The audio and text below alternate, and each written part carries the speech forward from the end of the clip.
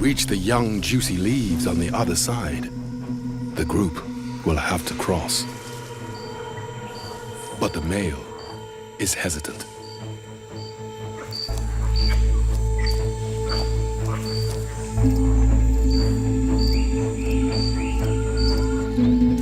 Instead, it's the alpha female who takes the lead.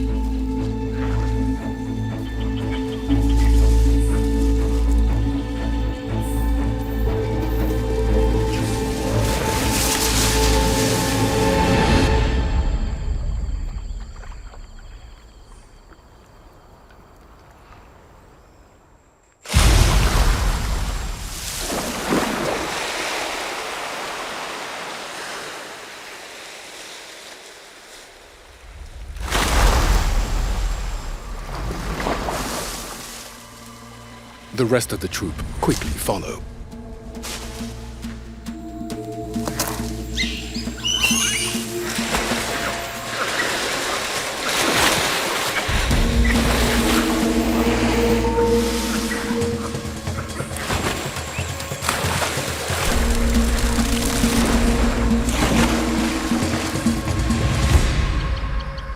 Sounds of their splashes carry over 200 meters through the water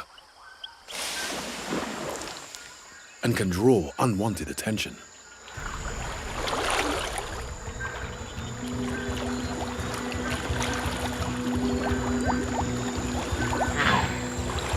But unlike most other monkeys, proboscis are excellent swimmers. To survive here, they have evolved webbed feet.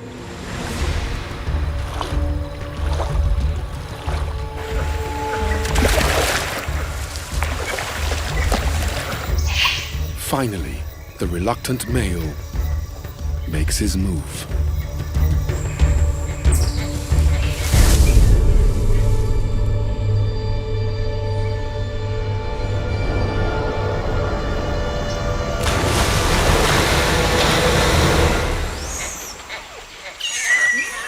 But a mother and baby have been left behind.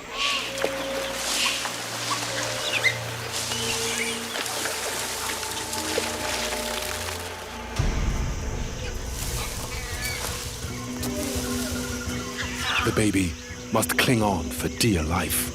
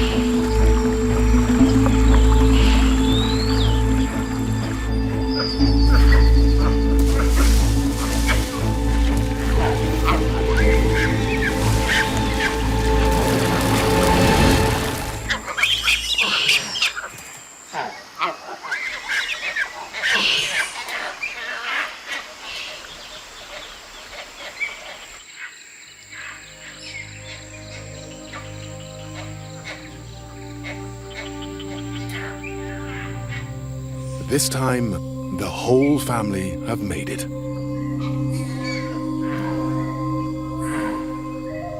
Even the most vulnerable. Sea snakes. At one time, these snakes' ancestors lived on dry land. They must still visit the surface to breathe.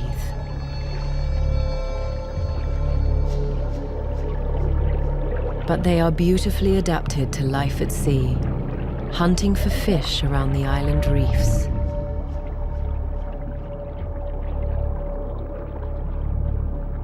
They have some of the most toxic venom of any animal, so they don't have many predators. But as they forage off the coast of one small island, their greatest nemesis is approaching.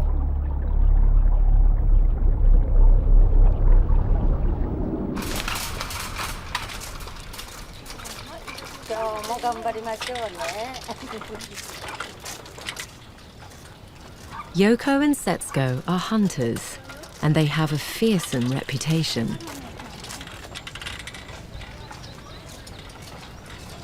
These two 70-year-olds are on a shopping trip like no other.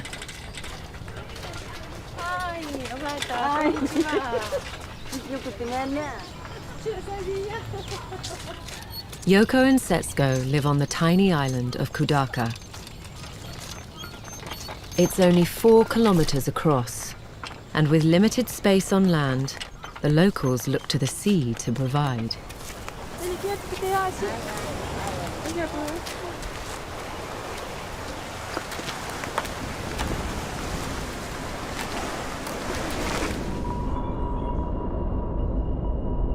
As the sun sets, the lady's prey is approaching.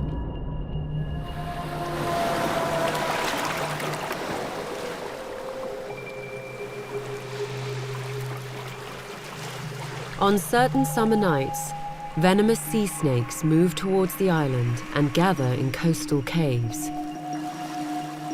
looking for shelter and fresh water to drink.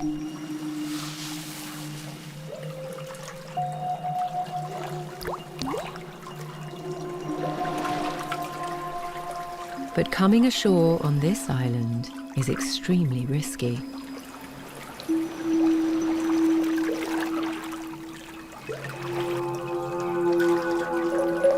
2回3回こうやってその時にカーンだね、見えるんですよ。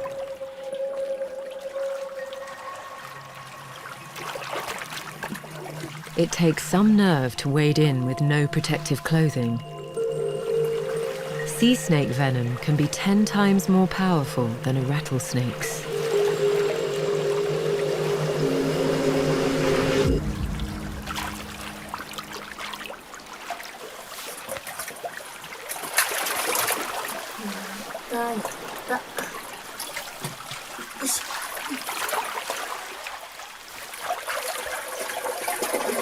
Yoko has been hunting snakes for 40 years.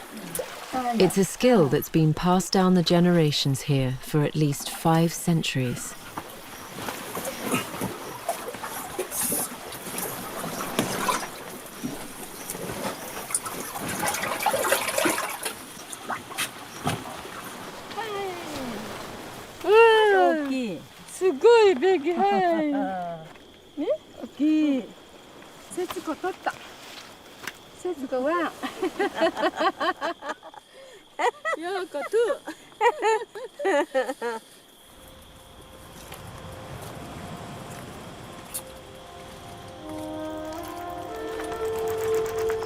The snakes will be dried in this smokehouse using a secret process known only by the hunters.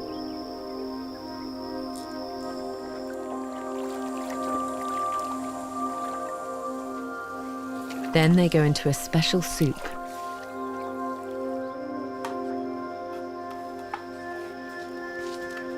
The catching and eating of sea snakes is a very old tradition on the island of Kudaka, where the sea provides more than the land. Hermit crabs protect themselves by hiding their soft bodies in the abandoned shells of other creatures.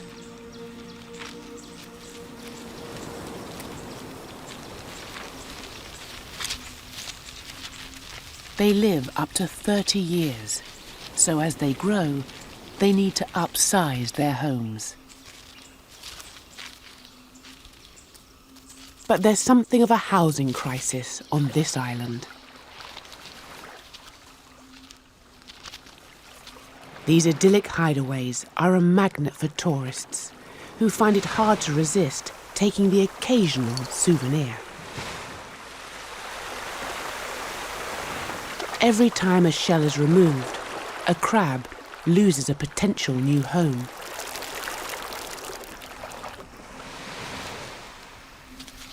So these canny crabs have found another source of housing.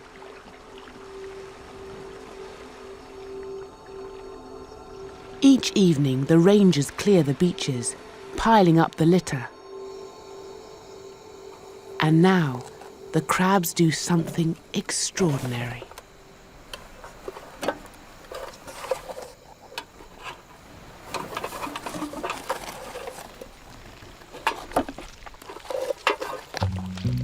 This hermit has found herself a more modern home in a mackerel tin.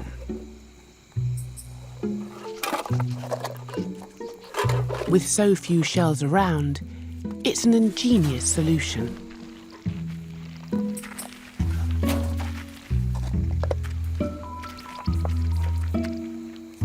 And she's not alone. This is a fast-growing trend.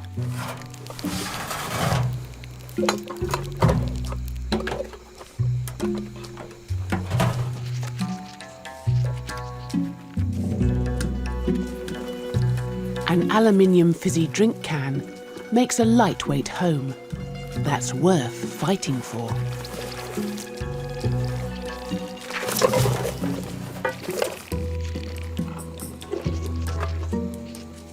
Life in the mackerel tin isn't ideal, and the local rangers know it.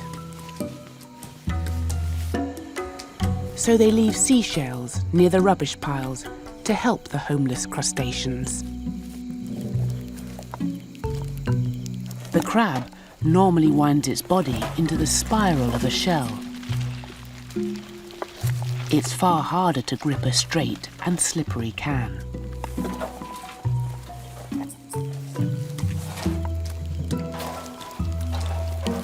There are plenty of options. It's all about finding a snug fit.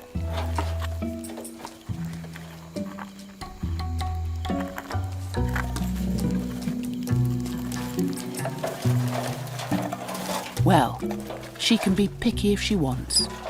Moving house is an important decision.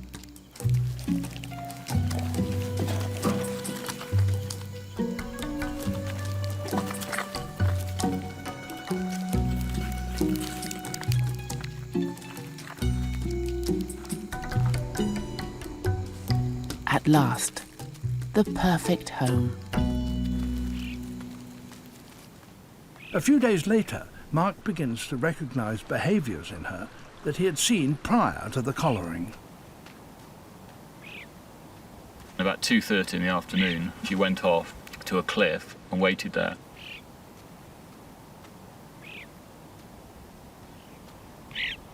There's no markhor around at all.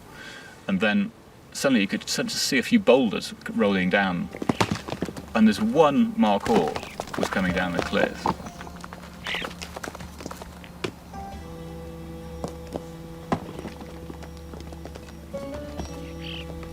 And she heard the boulders, and she moved around this cliff and took up this position slightly higher up, and the markhor sort of went down away from her and then down towards this gully. And as she came down the screw slope, she did this rolling thing which she does. She'll roll right over on her back like a domestic cat. When she does this rolling, you know that she's into a serious hunt. We don't quite know why it is. Maybe it's to kind of mask the scent or change the colour. So she went further down and she got to this point and she was looking down at the markhor. And the markhor just went over the lip of the gully. And as soon as he'd gone over the lip, she charged down the hill. Really long run.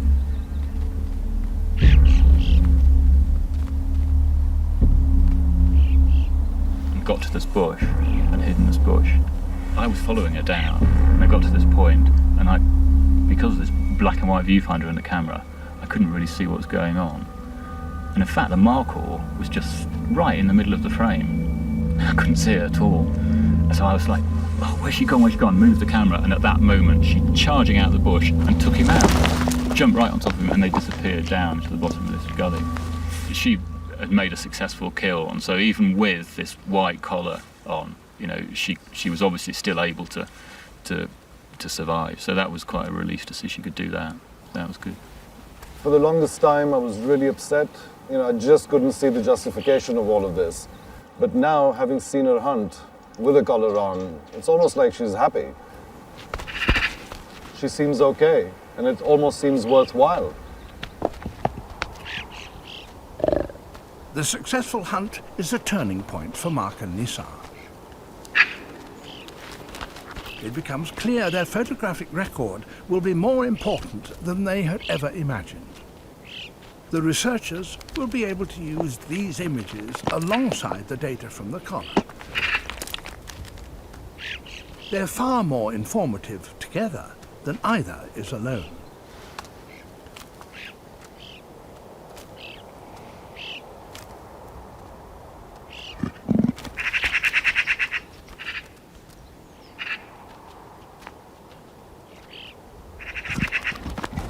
Using this combination of science and film, we're finally starting to understand this most enigmatic of creatures.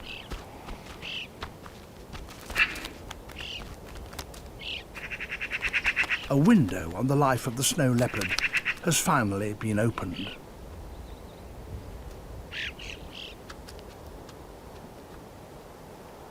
Over the next few weeks, another benefit of the collar becomes clear.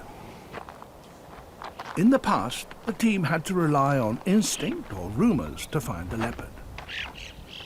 Now they can use hard data from the collar. For the first time, the team can actually follow her.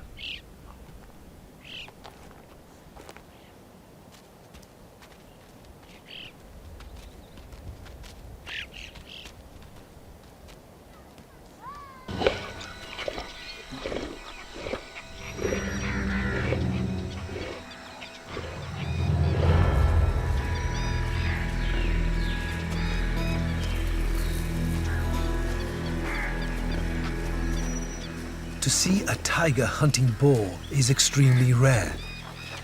To capture it on camera is virtually impossible.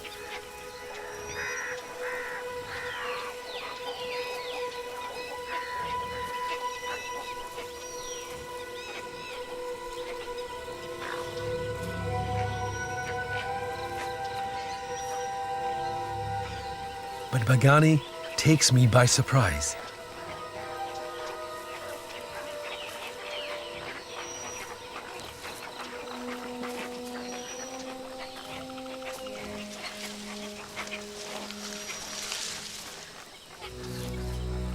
I'm worried.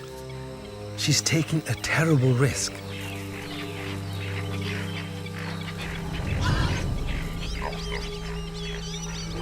But as I watch, I see a new Bagani, a changed tiger. This one is the master hunter I knew at Ranthambore.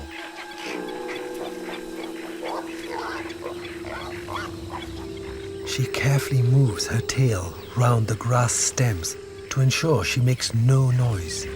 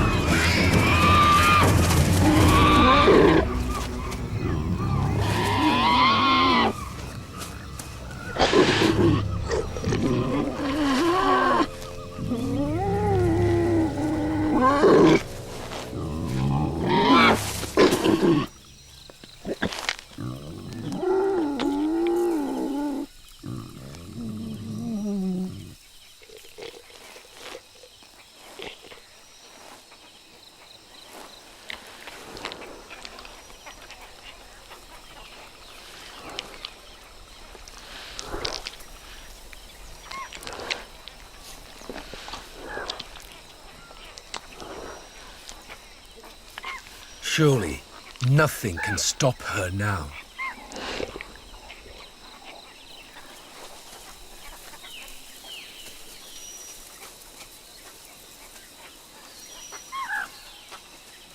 The fact that Bagani leaves her kill shows her confidence.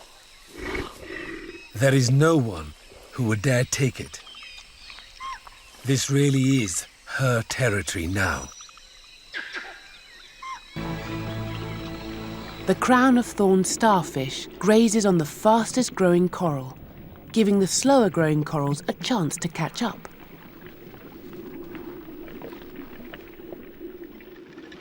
Long-spined sea urchins feed on algae, clearing the way for coral growth.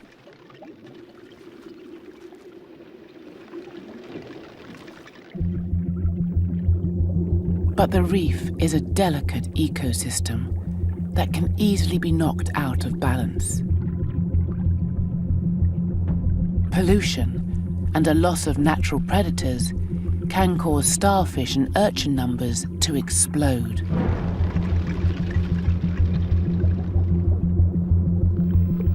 Both are covered in venomous spines.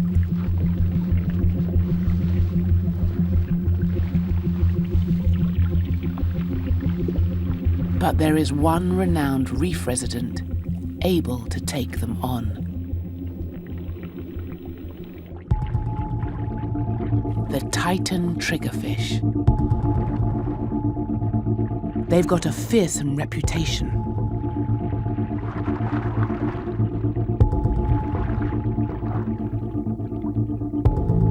Aggressively defending their patch of reef.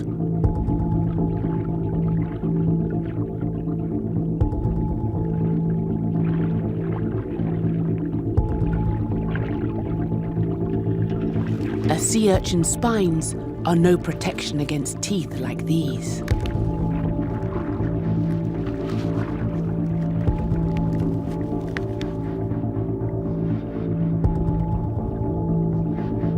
Although the crown of thorns is well protected on top, it has a soft underside.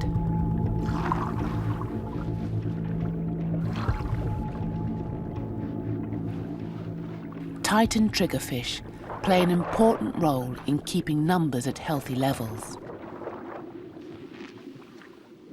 And with this much food around, it's a great place to start a family.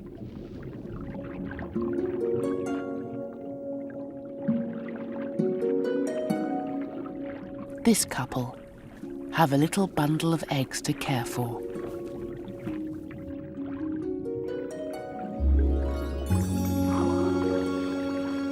While the female blows water over the eggs to oxygenate them, the male is on guard patrol. This sort of parental care may be surprising, but it's vitally important they protect the next generation of reef helpers.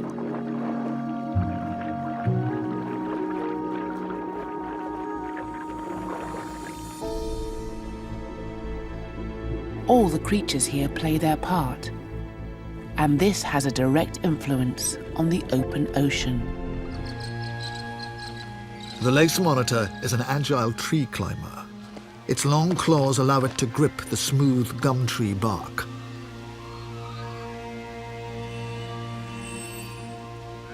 This particular tree has attracted the attention of a lace monitor because it's the home of a female possum with babies in her nest.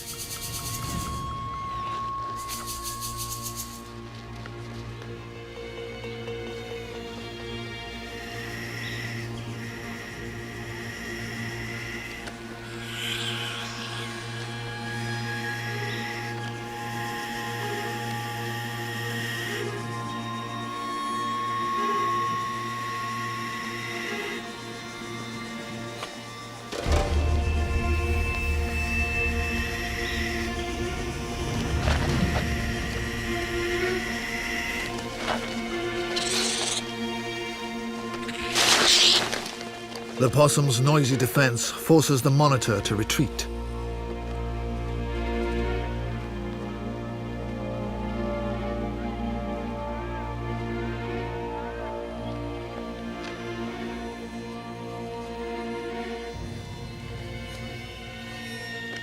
But hunger drives the lizard to make a second attempt.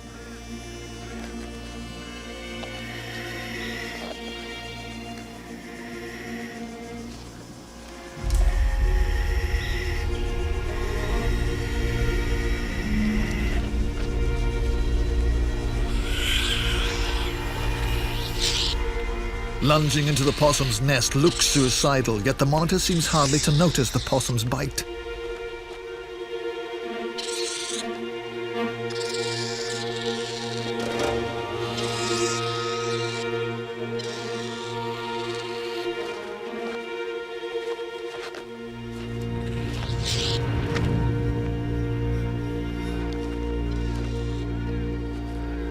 It takes less than a minute for the lizard to devour the baby possums inside the nest.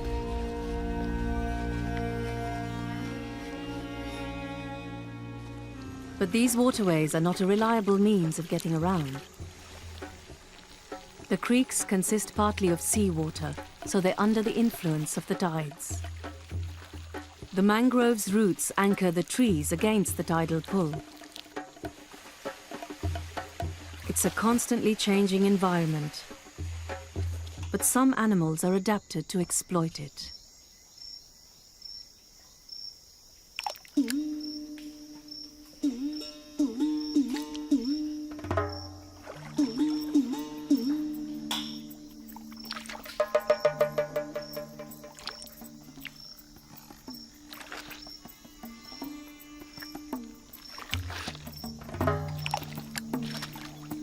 Strange creatures emerge from the burrows, where they've sheltered from the strong tidal currents.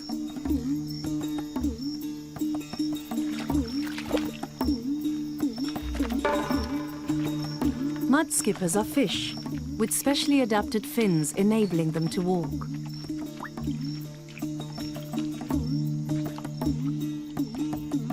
They feed on detritus left behind by the falling waters.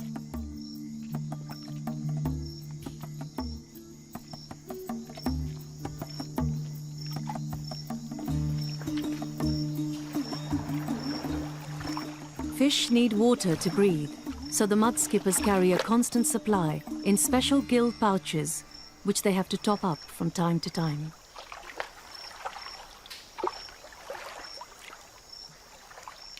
Mud skippers are not the only animals to take advantage of the mudflat buffet.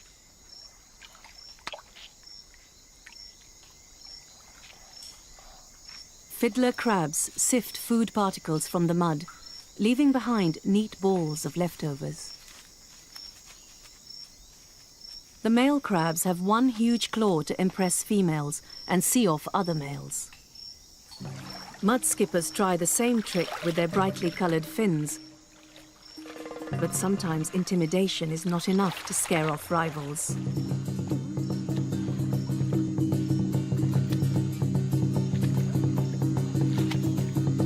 Arguments can get very heated.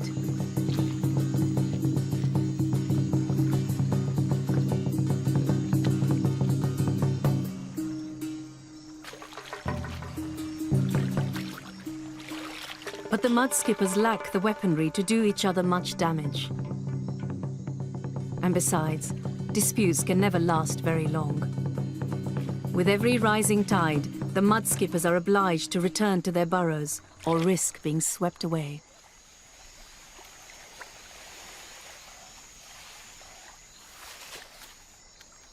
The height of the tide is determined by the height of the river as well as the sea, and as the year goes on, the river level starts to drop.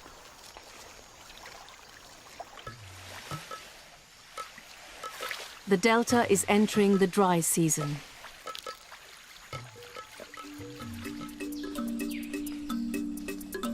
Where are you from?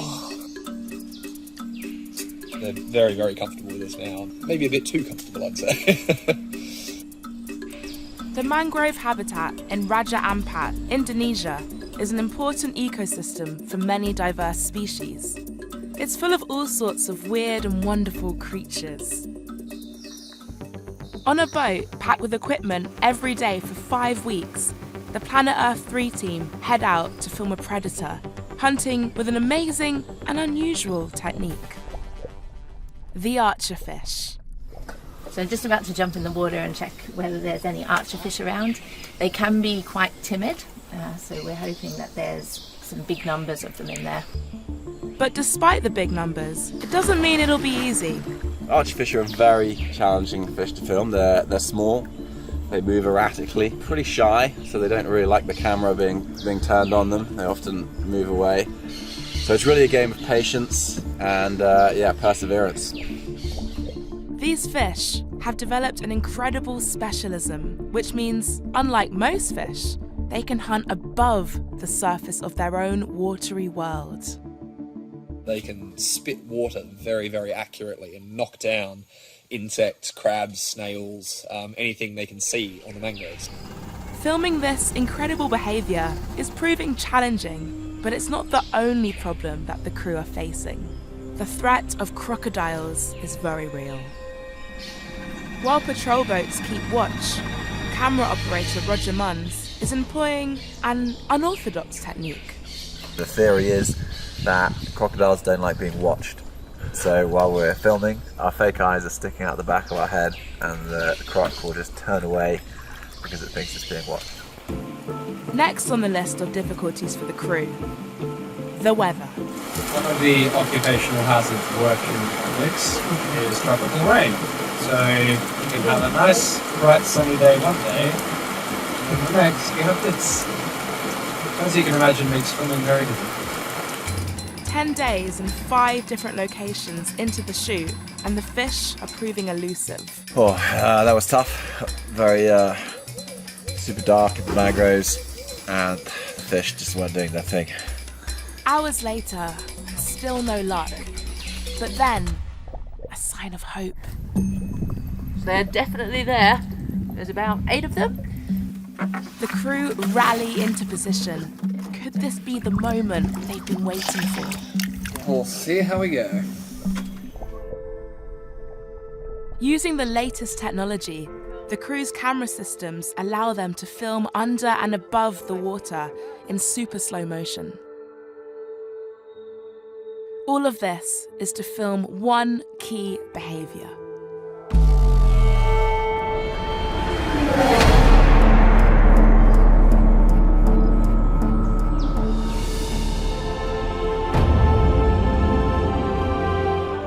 The archer fish are incredibly accurate, shooting from fish to target in about 1/10 of a second. While Mitch is having an interview about how the shoot is going, he's made the crucial mistake while in the presence of archer fish. He's forgotten to look down. And he's not the only one. Just got me right in the eye. They're spitting at me. That's exactly what happens with archer fish. They're very, very comfortable with us now. Maybe a bit too comfortable, I'd say. After 5 grueling weeks, the skill and commitment of this team has paid off with unforgettable footage. That was awesome. We had some really cool split shots. So cool. Naked eye can't see just how incredibly accurate they are. The power. It's an amazing thing to see. My favourite part of the shoot has been able to just use these amazing new camera technologies. It's been incredible. The shots I've been seeing are some of the best I've seen.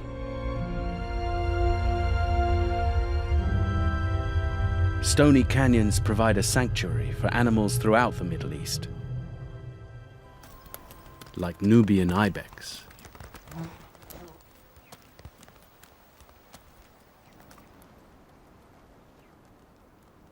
These wild goats can only survive here because precious water bubbles to the surface in springs.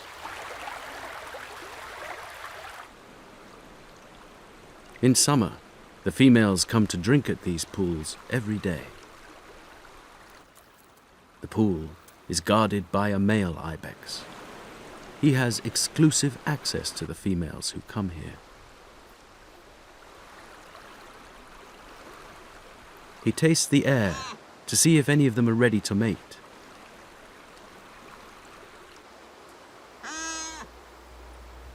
But this is such a prized spot that inevitably he has competition.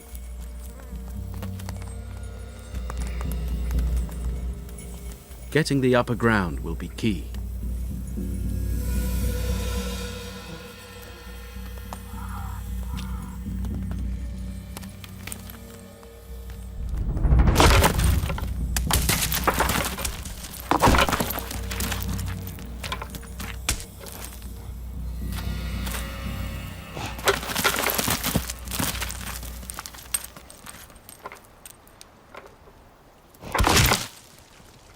The male's skulls are specially reinforced to take a battering.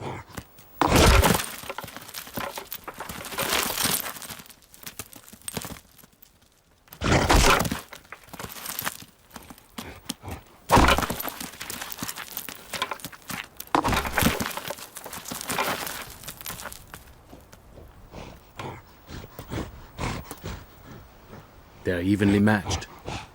The battle could last up to an hour.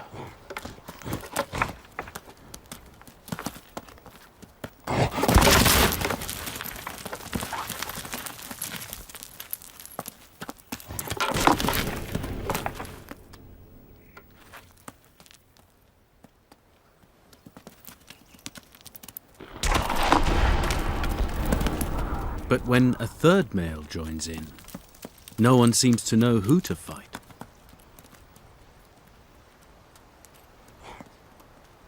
The party is soon broken up by a telltale smell in the air.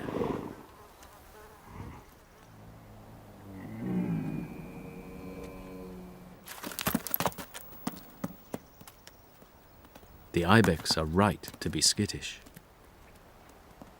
Bedouin have always been skilled hunters. The Orangutan snub-nosed monkey. There are estimated to be only 3,000 of these precious primates in existence.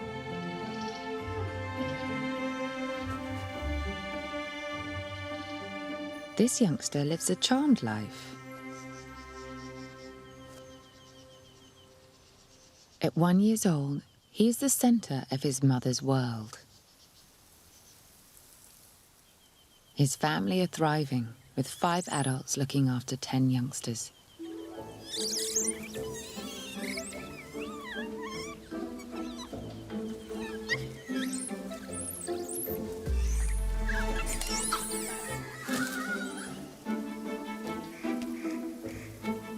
They are high-altitude specialists, living at up to 4,000 meters. Higher than any other primate species on Earth.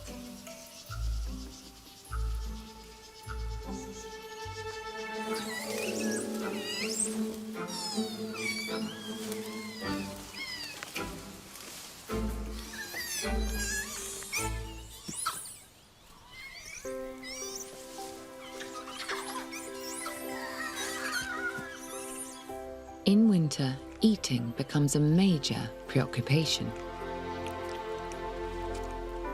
Up here, food is scarce. So these monkeys have developed a very unusual diet. Toxic moss and lichens. It's all that's available. So they have evolved with fermenting stomachs similar to a cow's, which eliminate the toxins and extract maximum nutrition.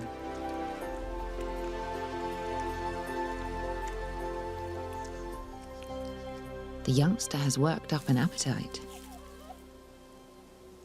But he's breaking the most important rule of troop life. Stay together.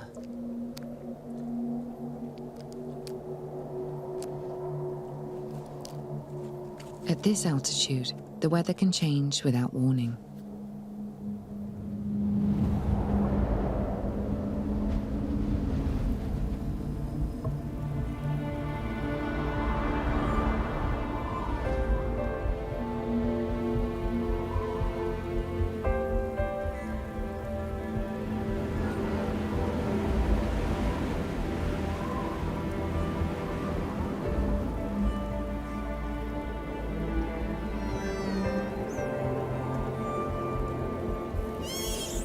His mother knows the danger. Temperatures can rapidly plummet below zero. Only huddling together stops the youngsters freezing to death.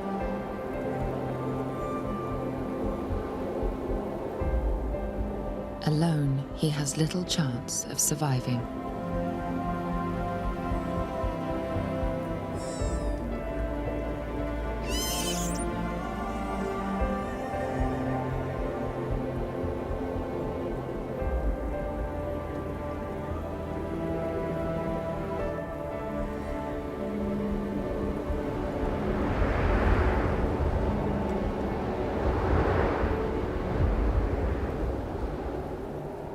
break in the weather could give the youngster a chance to find his mother.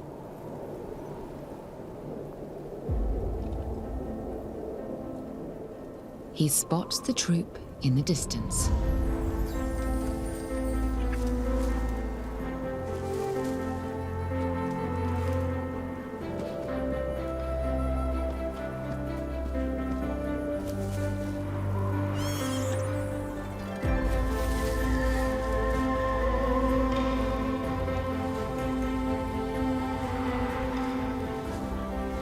It was a lucky escape and a lesson learned.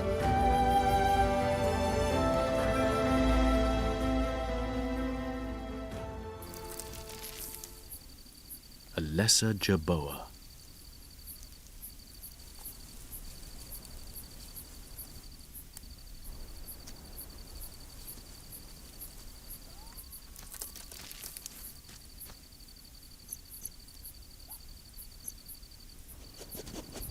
A hunter needs super senses to find such small, sparse prey. The Rupel's desert fox has ears 20 times more sensitive than our own. The jerboa tries to hide, but the hole's not deep enough.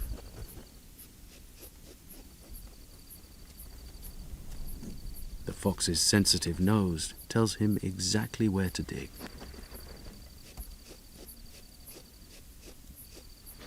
There's a sneaky back door. If he can squeeze through. Time for the jerboa to reveal his own secret weapon.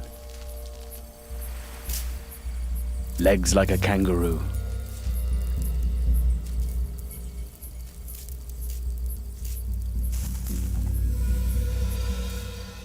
The jerboa can hop more than 10 times its own body length.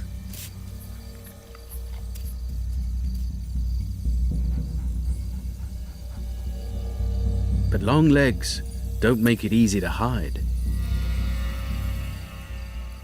They come into their own when the only option left is to run for it.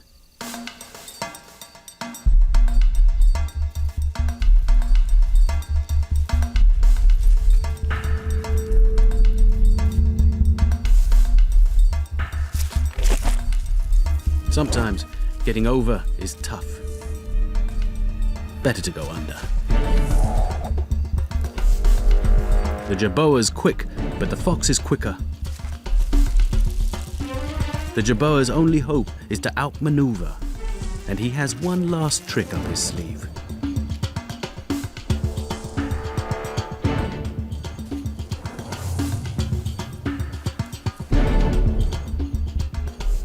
Hairy feet.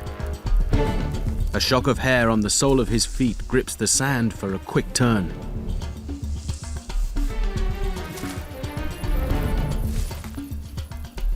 Desert survival requires sensible footwear.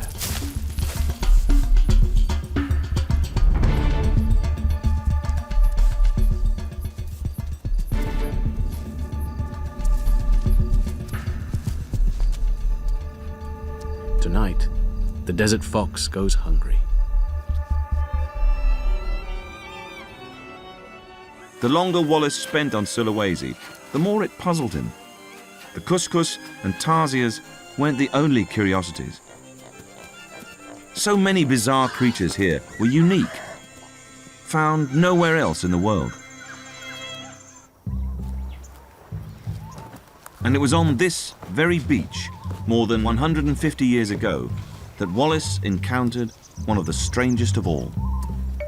Sulawesi macaques. They really are quite odd-looking creatures, small, compact, jet black fur, and as Wallace wrote, about the size of a spaniel. They've got this strange hair and big foreheads and a permanent look of surprise on their faces. They really are peculiar-looking creatures.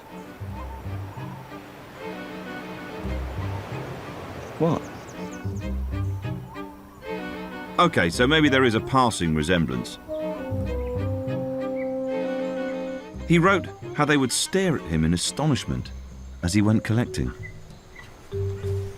10 o'clock. Monkey incoming.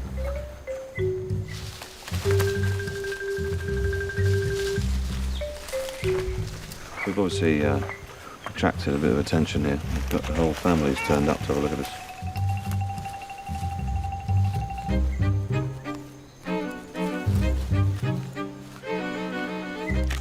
And they haven't lost that natural curiosity.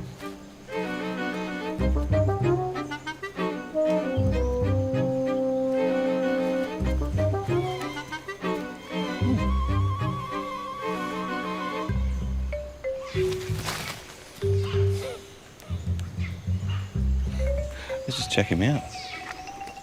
I'm obviously been accepted as part primate.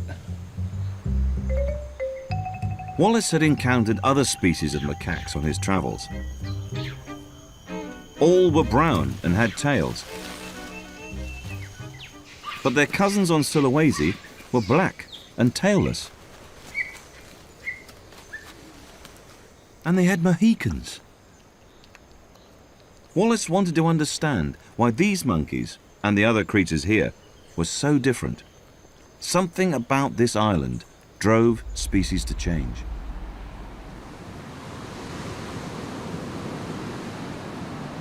The oceans around southern Asia are also feeling this pressure.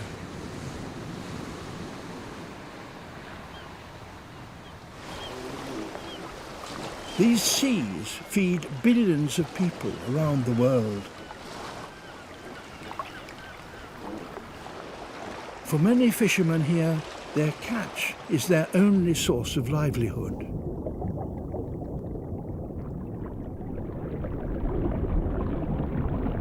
And there is one fish here that they prize above all others.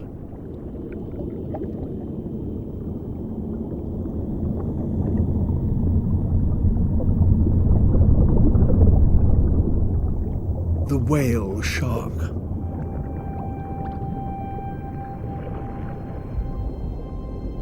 It swims slowly, gently harvesting the plankton.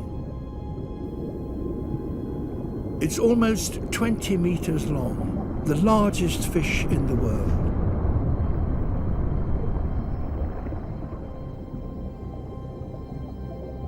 They are also under threat. Like many shark species in Asia, populations have declined by more than half in recent years.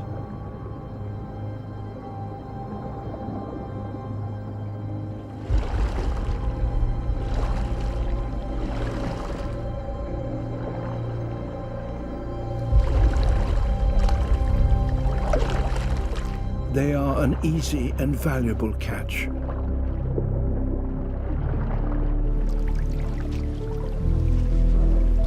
But here, there is a respect for the seas and their inhabitants. Whale shark hunting has now been banned across Indonesia's waters. This whale shark plays a different part in the lives of these fishermen. They feed him, and the relationship seems to bring joy to both parties. And with this new protection has come something truly remarkable.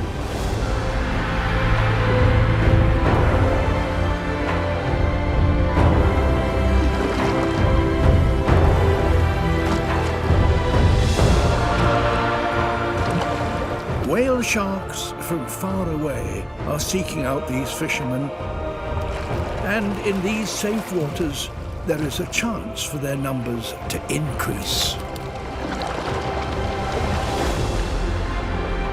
And maybe one day, other shark species will be protected too.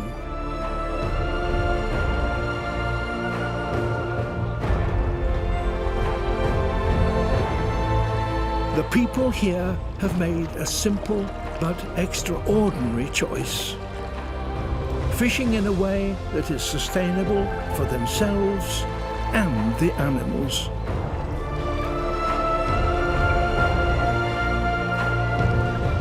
Caring for wildlife is surely our shared responsibility. Across this vast continent and across the world, it is decisions like these that are key to protecting the planet's most precious diversity. With nightfall, the competition in the jungle intensifies. As many of Borneo's 180 species of frog now burst into song.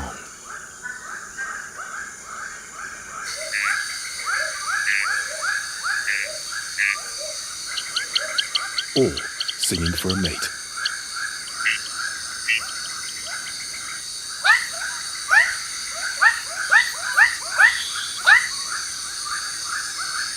The bigger the frog, the louder the call.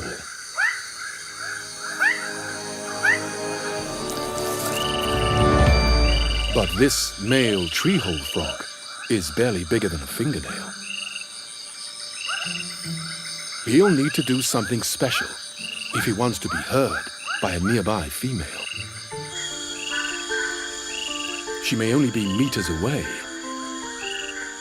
but the chorus from the other frogs is deafening.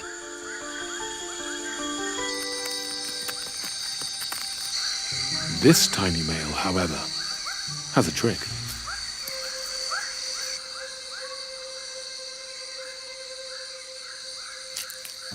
He searches for a tree hole.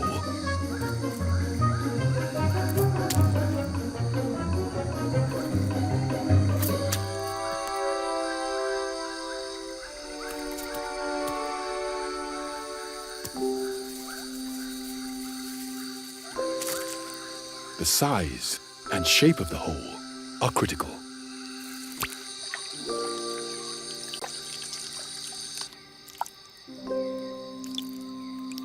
He then does something remarkable. It begins with a sound check.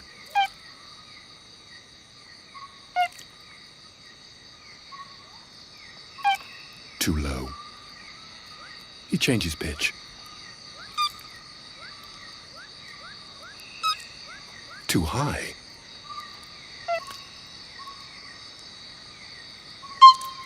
That's it.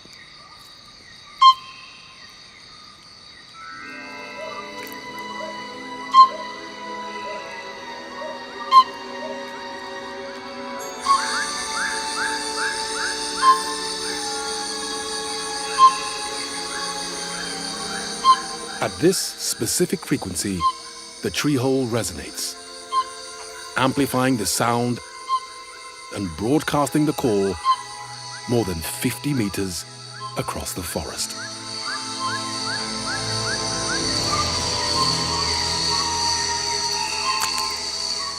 For a female, it's music to her ears.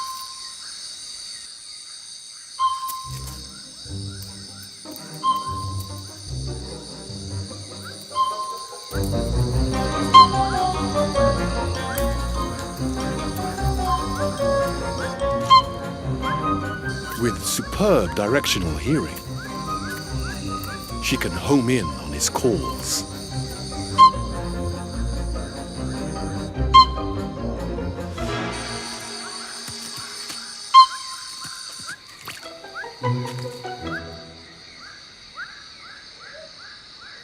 Finally, the tiny couple meet. Hidden from predators, the tree hole will go on to make an ideal nursery for their tadpoles. A female Verreaux's eagle is on patrol.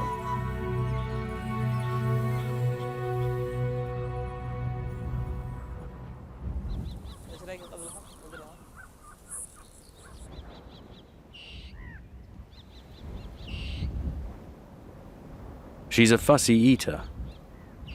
A pygmy owl won't do. Her diet is so specialized, she needs a partner to help capture it.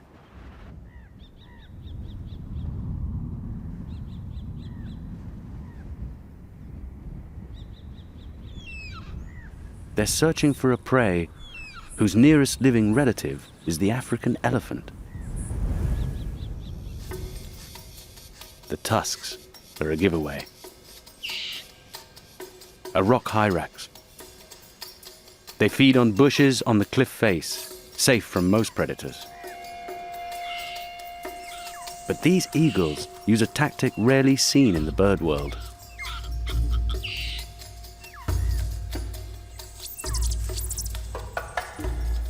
They go to work as a team. It won't be easy. Fan-tailed ravens don't like eagles in their airspace.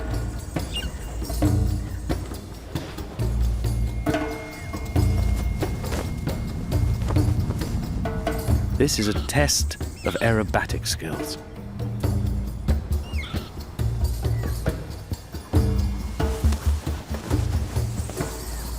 And nesting kestrel doesn't want the eagles around either.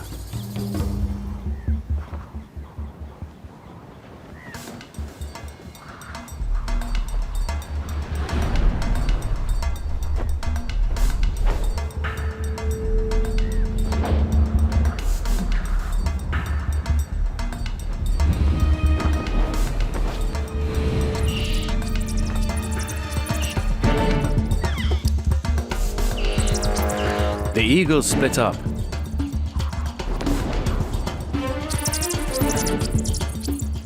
The female hugs the cliff edge, while the male soars in front of the sun, hiding in the blinding light. But the hyrax have a unique blue-tinted retina that acts like sunglasses, allowing them to stare directly back.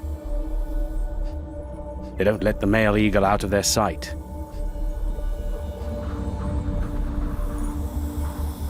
But the male was merely a decoy.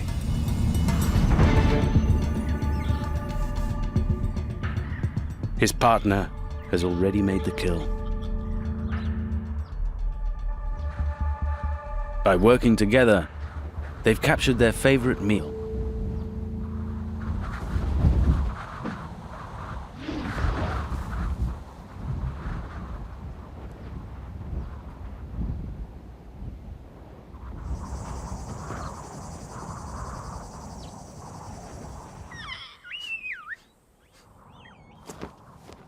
To feed themselves and a hungry chick, the pair must kill over 10 hyrax a week. When the female reappears, it becomes clear that the proximity of livestock is not the real reason she's here. So I was concentrating on getting shots of a snow leopard, and this owl was stood by my side, and he went, "There's another one." And I was going, "Shut up." He's like, "It's not." And he said, "There's another snow leopard." I was going, "What?" And he'd seen this snow leopard moving inside the cave. And then suddenly, from that hole, pops out this face. And you could see it was a juvenile. It just had this lost look about it. And I was in fits. I mean, I was like jumping up and down, and Mark was going, oh my God, let me frame her, let me frame her.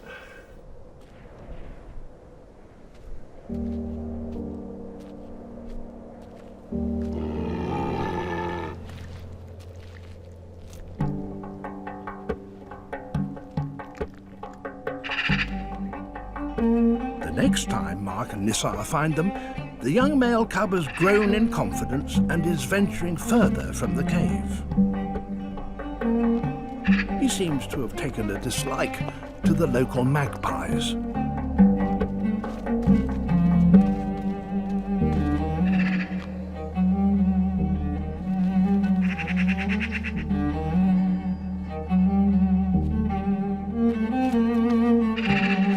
He was learning. Everything he was doing, he was mimicking the mother. She doesn't like magpies either, but he was looking at them as playful things. She probably considers them, a nuisance. There is playtime, and then there are times when a young snow leopard needs to pay proper attention. Whenever she went hunting, there was this amazing communication between them where she'd take a few steps, he'd start following. And then she'd just turn around and look at him, and he'd just look at her and then just slink away and go back and sit in the cave. Obviously, there was a training going on which was not hands-on. It was, look, but don't come near me. A 1-year-old cub needs as much food as its mother. With 2 mouths to feed, the female is under pressure to kill regularly. News of an even more brazen attack on local livestock is of great concern to Nissa. This is the lady. When she came in, she pushed the door open, and the minute she did that, the leopard jumped out, and pushed her back. She fell down and fainted, and the leopard took off. This one's actually been eaten from the back. It's pretty gory right now. Nissa knows a killing spree so close to where the mother is hunting is dangerous. She'll be blamed even if she's not the culprit. I've asked him that if he goes up again with his livestock and the leopard comes back, what is he going to do? And he's saying that I'll just have to shoot it.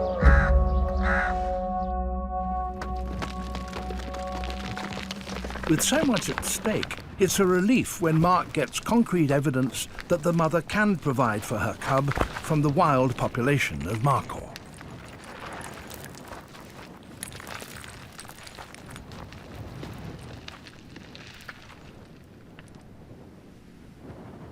Her prey weighs as much as she does, and dragging it up a slope as steep as this must take enormous effort. It's imperative she gets the carcass back to her den so that her cub can feed undisturbed by scavengers. But a single Markhor won't feed the pair for long. Within a couple of days, she'll need to hunt again. A spectral tarsier is hunting deep in the lowland forests on the island of Sulawesi in Southeast Asia. About the size of a tennis ball, they're one of the world's smallest primates. It might be tiny, but it's almost perfectly formed for life as a nocturnal hunter. Its eyes are huge, the largest relative to its body size of any mammal, helping it pick up any light there is in the gloom. They're also fixed, and to look around, it must move its head. But this gives them superb spatial awareness, which, working alongside its enormous mobile ears, helps it detect and track prey in conditions that would be almost pitch black to the human eye. Target located. It moves in. It has hind legs twice as long as its body, which act like springs, enabling it to leap over 40 times its body length. Grabbing branches and catching prey with its enormous hands. Enormous at least, relative to its tiny body. All of which help tarsiers on their quest to catch about 10% of their body weight in insects each night.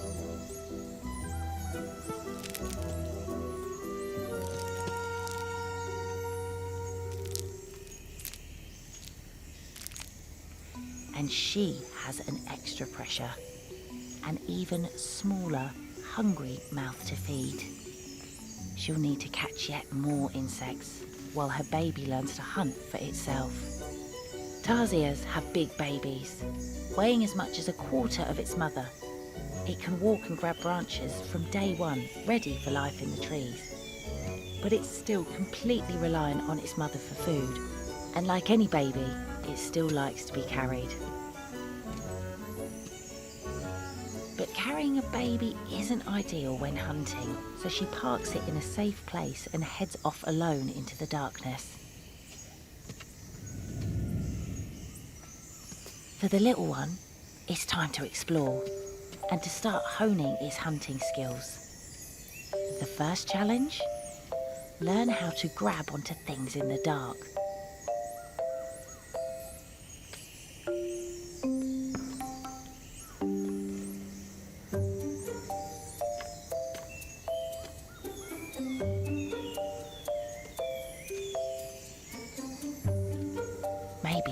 a caterpillar. A bit more practice needed.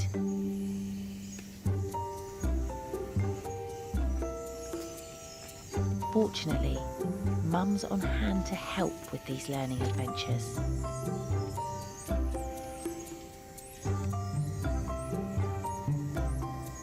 This older infant is a bit more advanced.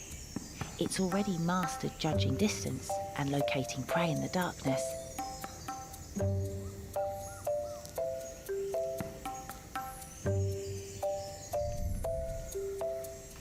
But the end result still needs a little refining. Time to go again. Practice as ever makes perfect.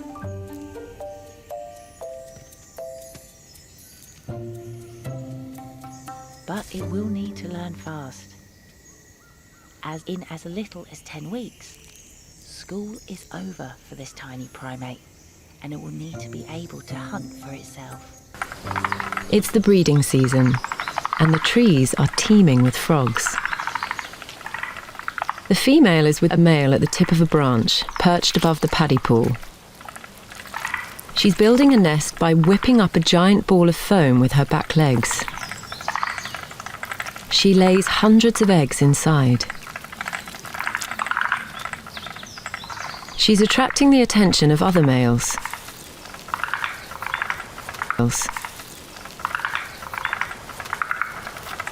Each male could still fertilize some of the remaining eggs in the foam.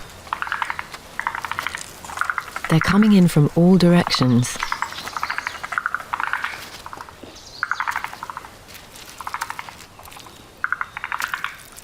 But the foam makes it hard to get to grips with the competition.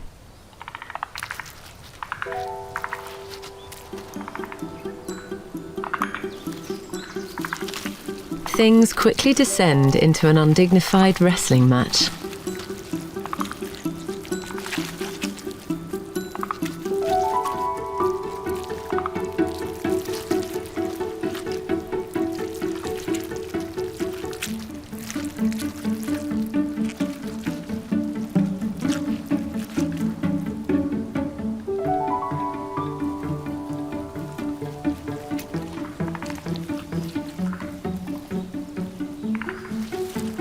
This male's work here is done.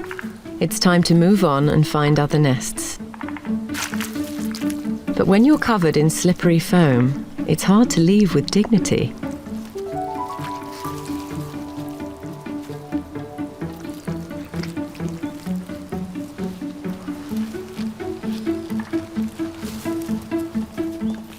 It's an unusual problem for a tree frog.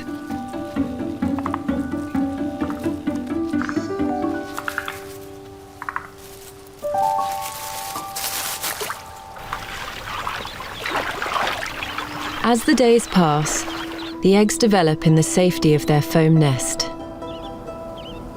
The temperature rises with the summer sun, and the foam ball dries to form a protective case. The tadpoles inside are still moist and 6 degrees cooler.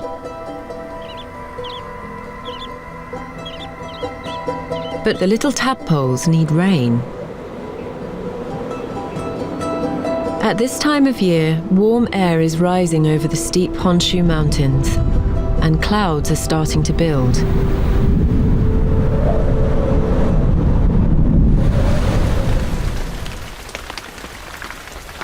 The tree frogs have timed their nest building perfectly. After 20 days, conditions are just right, and the waiting is over.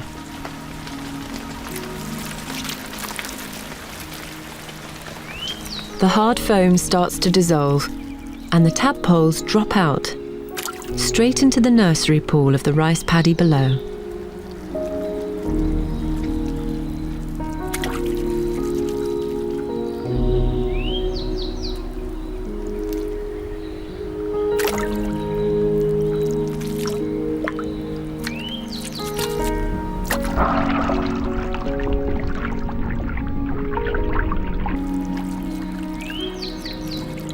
They feast on the remaining pieces of the nest, a final meal before they take their chances in the big wide world.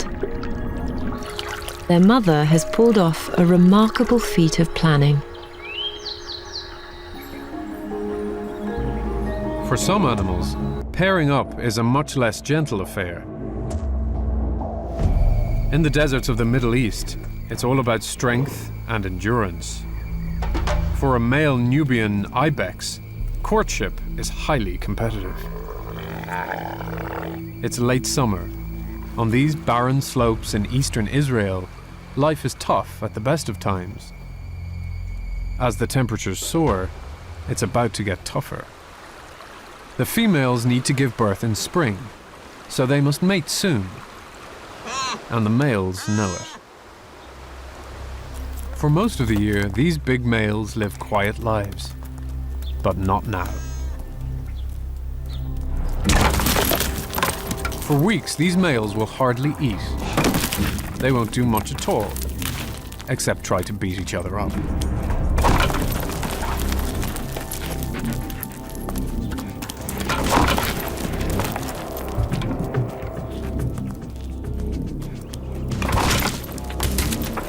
The toughest ibex gets all the females, so it's all about the fight.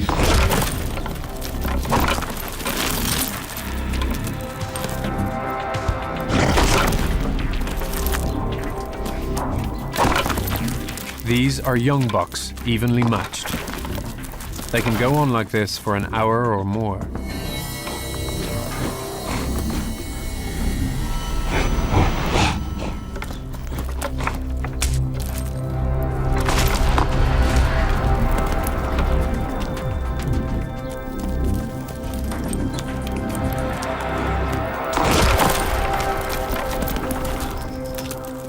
But neither of these is going to win. The females only have eyes for this strong, experienced male with his enormous horns.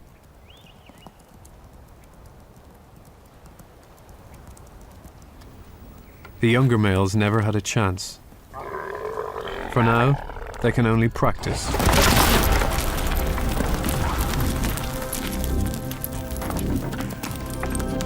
But eventually, one of them will fight his way to become the next champion male.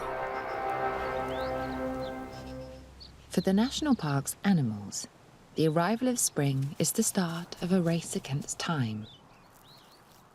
The fleeting days of summer are the only opportunity to raise young.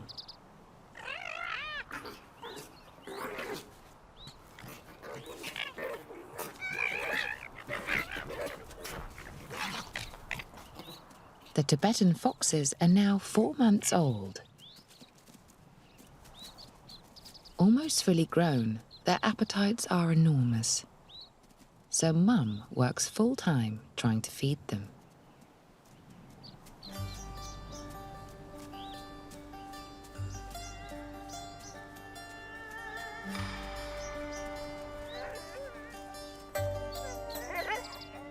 And if they're not begging for food, they're trying to get a game out of her.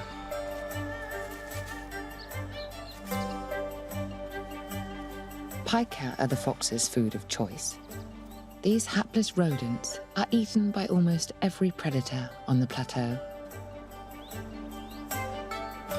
Millions of them live on the grasslands here, making them one of the foundations of the ecosystem. There's even a family living right next door to the fox's den.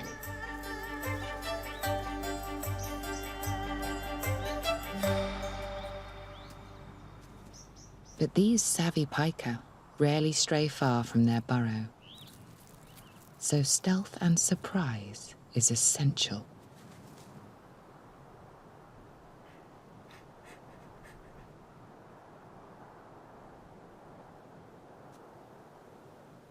Unfortunately, it's something the cubs have yet to learn.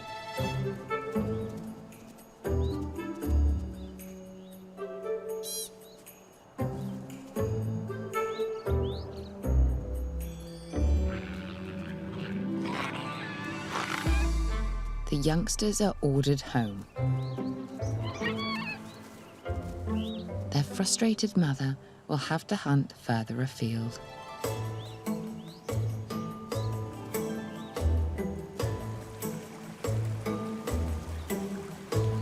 Every day of summer is crucial to the survival of her young. Fresh snowfall covers all animal prints, making tracking difficult, but it does transform the valley into a fairy tale landscape. As soon as it starts snowing and as soon as it starts looking like this, it just becomes a completely magical place. What the team does discover is a haven for wildlife. Markhor are extremely rare mountain goats, but they seem abundant here.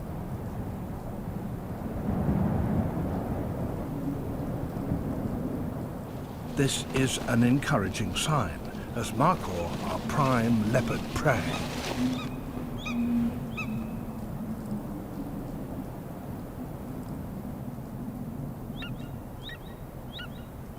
After weeks of searching, there's no sign of the elusive cat, and as the snows get heavier, animals start to move down to the lower slopes.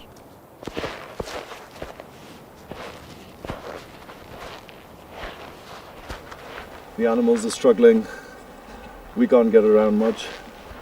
I think it's time to beat a retreat. Get out of here. They need to find a place where a leopard will come to them. But guessing the best location for a stakeout is almost as hard as finding a leopard. Nisar's news-gathering skills will be needed. His local contacts may provide a lead. Story is, if you tell the snow leopard that you are king of the jungle, it takes a step back and lets you go through. As usual, plenty of stories, but nothing helpful. Finally, they get a tip-off. A snow leopard has been seen coming close to a nearby village. I just hope it's there when we get there. How fast can this car go? Having spent weeks searching Pakistan's wildest frontiers, could the team really succeed in a place so accessible to humans? Go to the camera, Mark. For once, there is truth in the rumours. Holy sh**.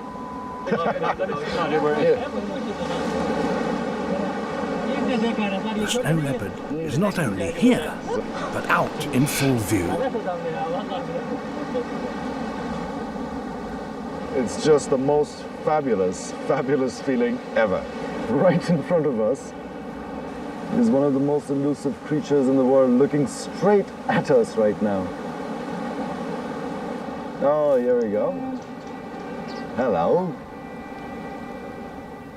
For years, scientists and filmmakers have tried to get close to the snow leopard and failed. But now, here was a snow leopard venturing into our world. No longer the stuff of myth and legend, but a living, breathing animal.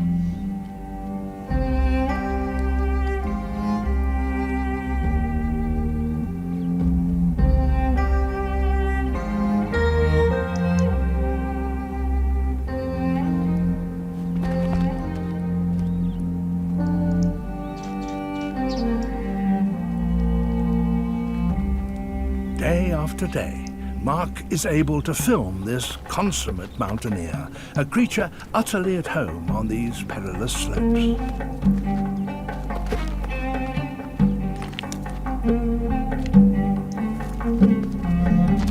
Her markings provide superb camouflage, whilst her giant paws and immense tail lend balance to some very precarious maneuvers.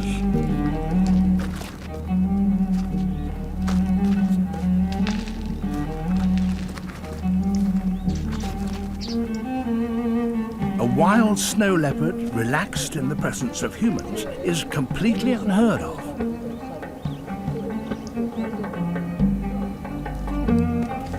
Why should an animal accustomed to roaming hundreds of miles keep returning to the same spot? Before Mark and Nisar can find the answer, she disappears.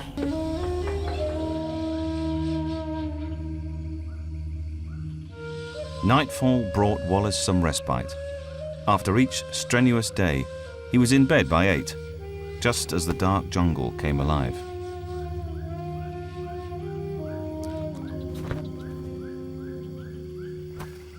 At one camp, villagers brought Wallace a nocturnal creature that seemed to defy another key rule of Victorian science, that God designed animals perfectly. And if we're lucky, I can find it. I'm looking for Wallace's flying frog. And it's not easy because it spends most of its time up there in the jungle canopy.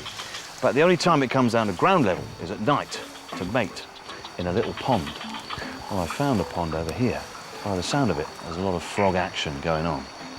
So, I'm going to investigate.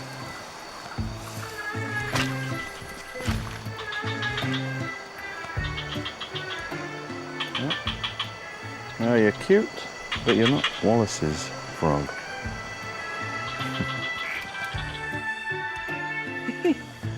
Look at that! Whoa, look at that!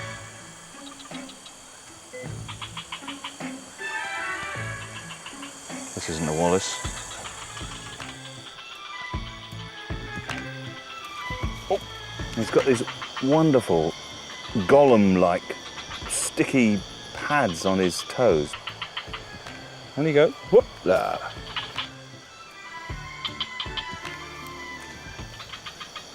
Ah, but what's that? Look, under here. I think I got one. Look at that.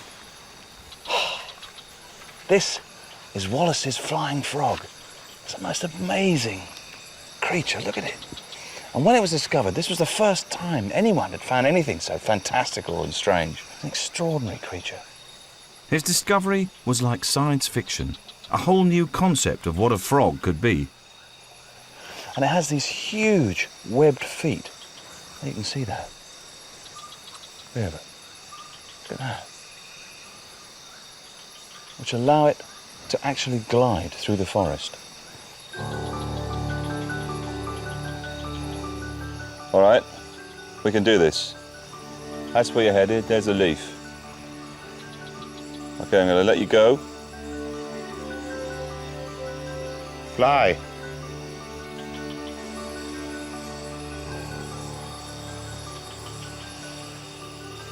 Wow! Look at that!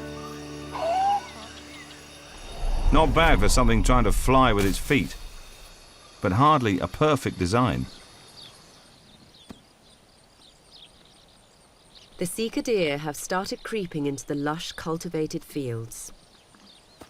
It's a whole new world.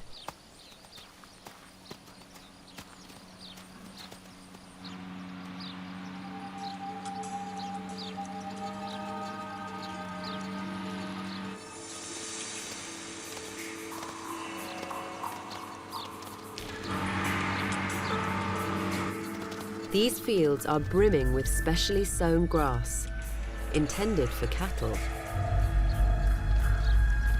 But this herd always seems to be one step ahead, helping themselves to the best grass before it can even be cut. Every year, deer can munch their way through over 30 million pounds worth of crops. But some farmers have developed a live and let live attitude.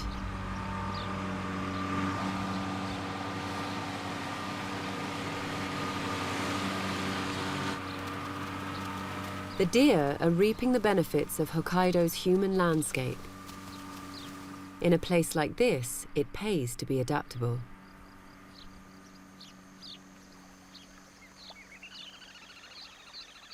In the warmth of early summer, the red-crowned cranes have moved into the farmland waterways. And they have a new family member. They traditionally nest in marshes, but most have been drained. So the cranes are raising their chick in an irrigation channel.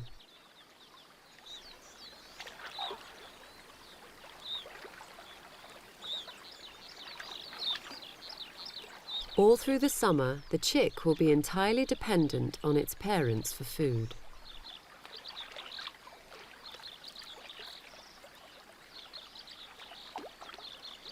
The channel is teeming with insects, fish and frogs, but the parents can barely keep up with their gangly offspring's appetite.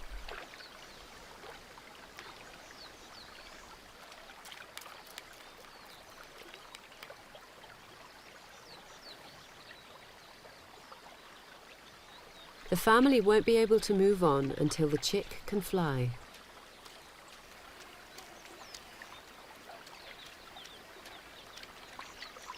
In the meantime, they can't escape from surprise visitors.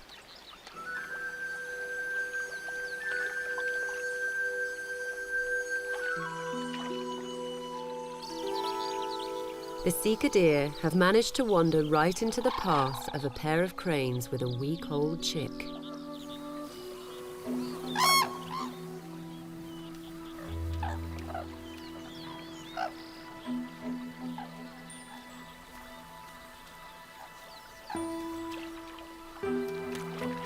Mum and Dad work together to shepherd the chick to safety. And then a quick flash of the dagger-like beak to make sure the deer keep their distance.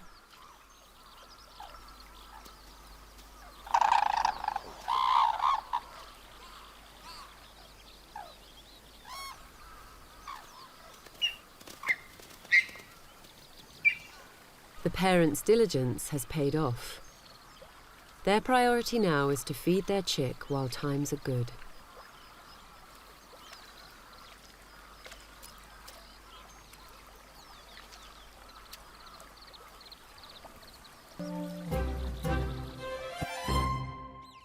These smooth-coated otter pups have spent their first 6 weeks in the safety of the holt, but now it's time to take to the water. And their playground? Singapore, one of the most densely populated countries on the planet. And thanks to conservation efforts, such as cleaning up their waterways, Singapore now has one of the densest population of otters on Earth too. The otters have made the city their own. And with plenty of fish to hunt, they've even become a tourist attraction. The young cubs, still reliant on their mother's milk, are just learning how to swim, and after a successful hunting trip, it's time to try some fish. Now their teeth may be small, but they're still razor sharp. In their natural habitat, otters will haul out onto a riverbank to feed, but in Singapore, this marina works just fine. But house crows have also moved into Singapore. Native to India and a few other South Asian countries, house crows have hitched a ride on ships all around the world, appearing as far away as Ireland, South Africa, and even the USA. With big brains and an open mind to all things gastronomic, these avian marauders are well equipped for urban life. They're a loose social cooperative, working together to communicate dangers and to find and share food. And why catch food when you can steal it from some youngsters? Crows seem to know instinctively that pulling tails is a good distraction tactic. It almost seems like a game to them. They'll even do it when there isn't food involved. Show a crow a tail, and it seems they'll just pull it.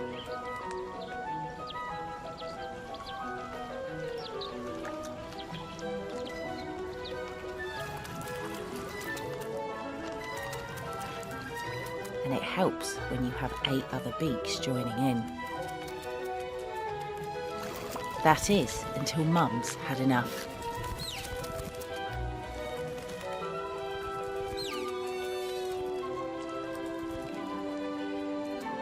Eventually the cubs do get tired of the hassle, leaving what's left of the fish to the crows.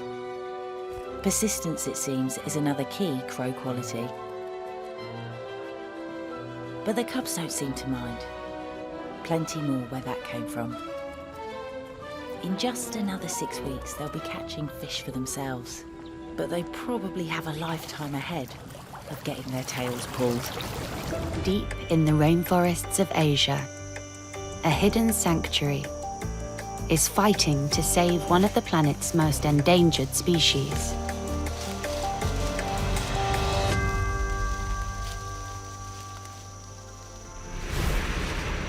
Despite growing to a length of 2.5 meters and weighing in at over half a ton, the Sumatran rhino is the smallest of the world's 5 rhinoceros species.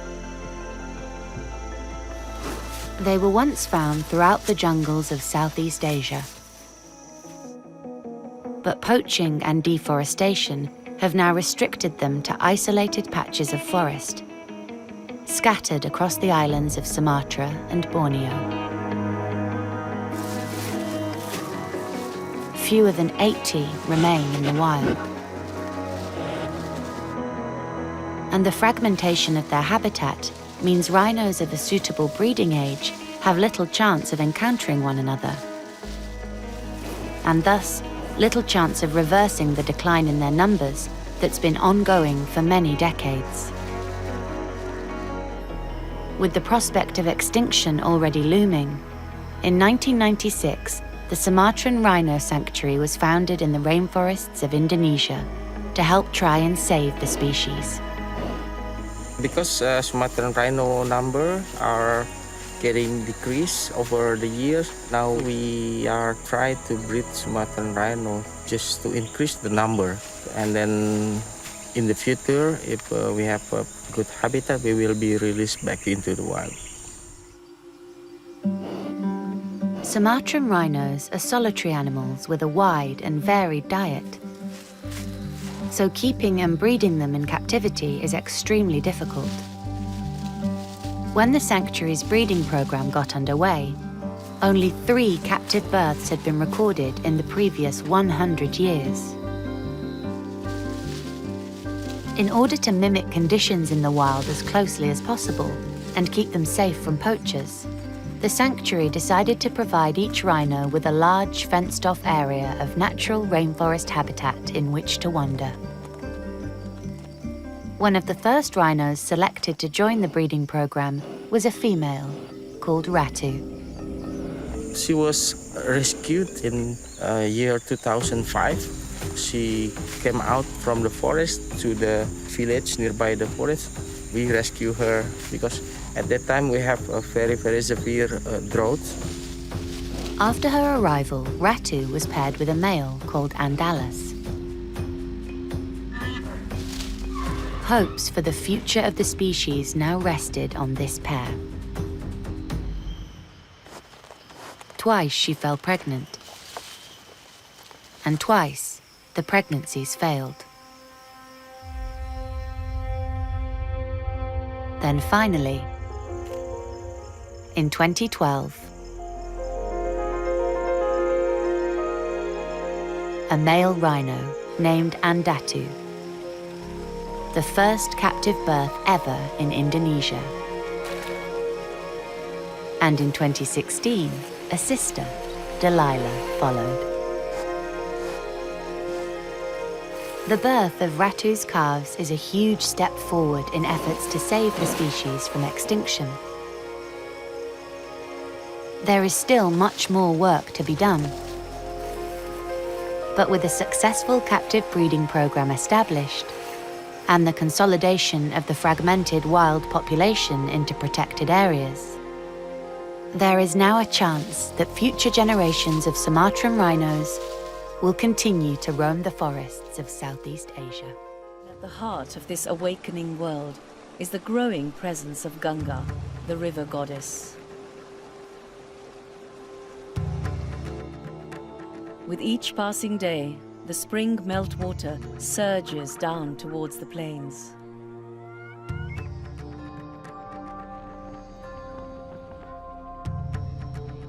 In the lower reaches of the mountain rivers, Himalayan Masir are gathering.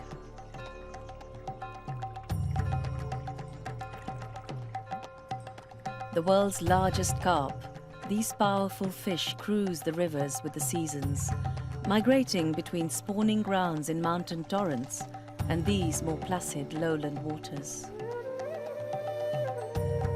But today, these are perilous journeys as poaching takes a heavy toll on their numbers. One of the few sanctuaries now left to them are the ceremonial steps or ghats at riverside temples. Here, they grow huge on handouts from priests and worshippers.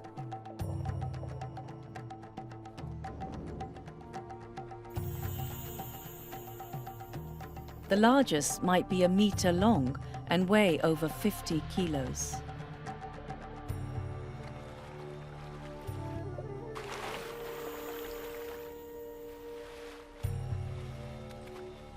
But in these increasingly crowded valleys, they have to share these sacred waters, as the tributaries of the Ganges are having ever greater demands placed upon them.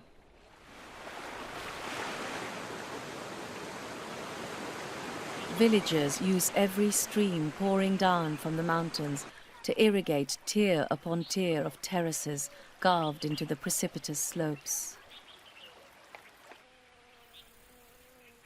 Winter-sown crops like barley and millet quickly ripen in the strong sun.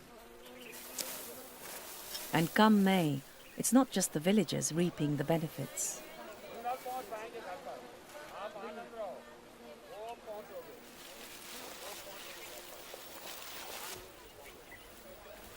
Even as the crops are being cut, troops of macaques are waiting in the wings, ready to mop up any overlooked ears and seeds.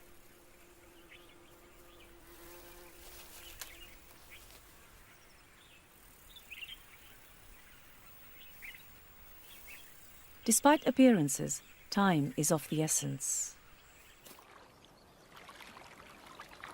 Almost as soon as the crop has been gathered, these tiny fields are ploughed, then flooded and planted with rice to be harvested in the autumn.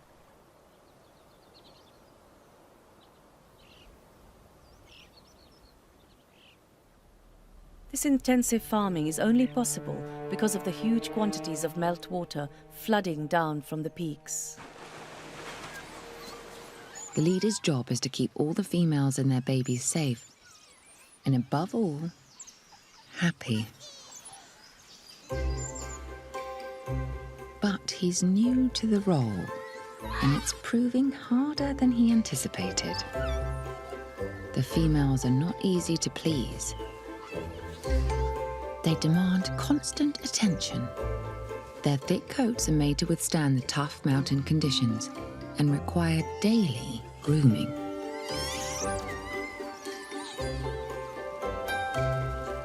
If he doesn't indulge them sufficiently, they'll kick him out and replace him with a more attentive male.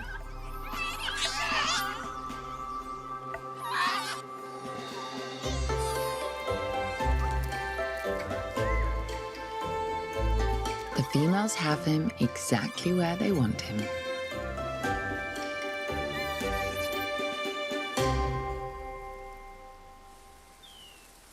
Autumn brings him an additional challenge. Winters here are harsh. If the family is to survive, they'll need to fatten up. The leader is feeling the pressure.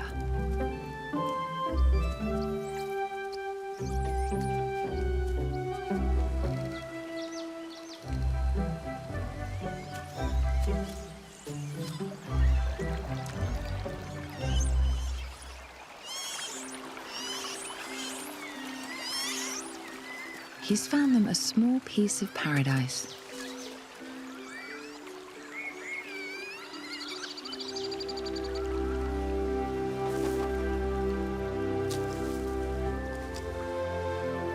The forest's conifers produce a seasonal feast. Pine nuts are high in calories. Finally, the females are happy.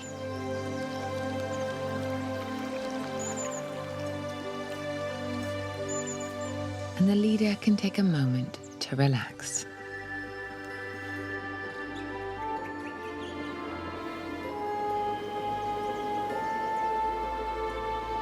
But his reverie is short-lived.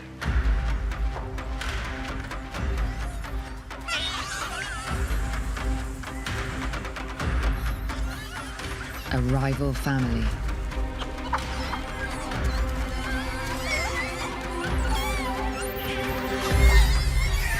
It's led by the largest, most aggressive male in the forest. This will be a test of the young leader's courage. The females expect him to defend the family. He puts on a show of bravado, but he knows he's in trouble.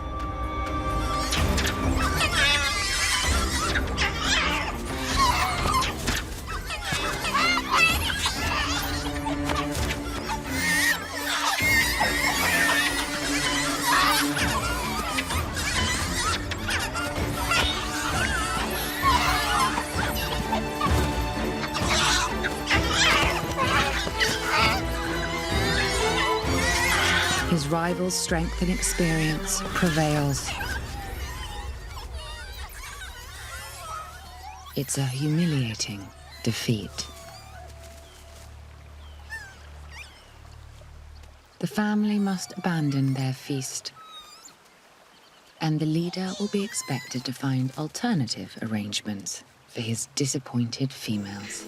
With little to eat down here, many of Borneo's terrestrial mammals are smaller than on mainland Asia.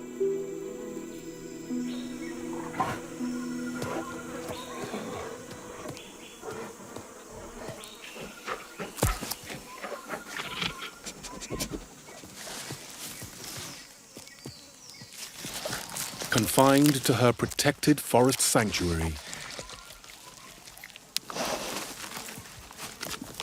the exceedingly rare Bornean sun bear. Just over a meter long, it's the smallest bear in the world.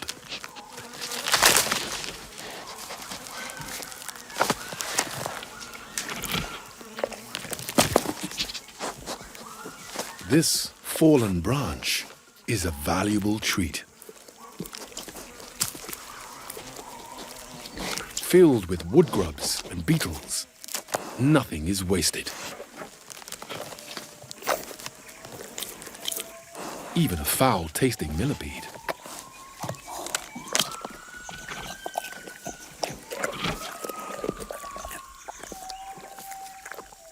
But it's not enough to sustain even this little bear. The real prize sits high above. Guided by her exceptional sense of smell,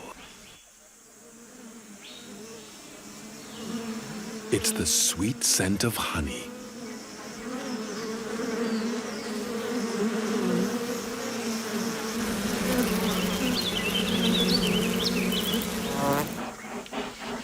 For larger bears, this beehive may be out of reach.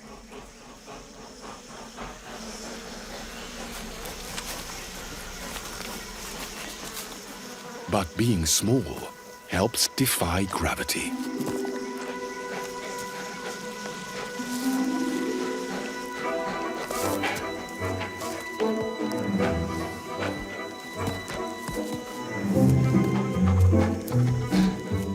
With sharp claws and rough pads on her feet, she can ascend 40 meters, higher than any other bear.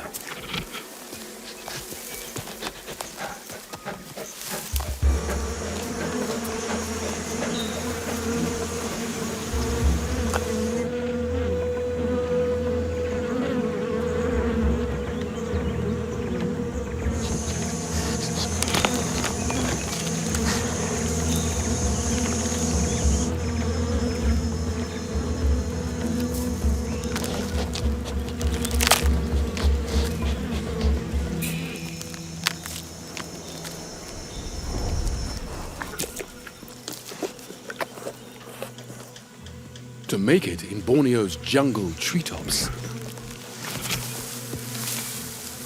This miniature acrobat has become more monkey than bear.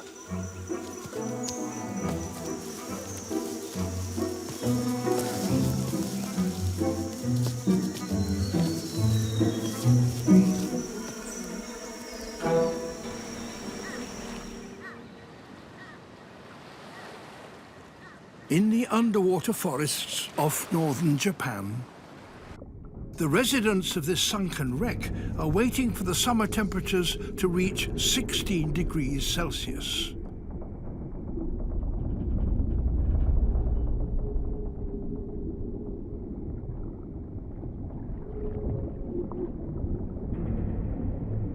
That, for some, is the time for mating.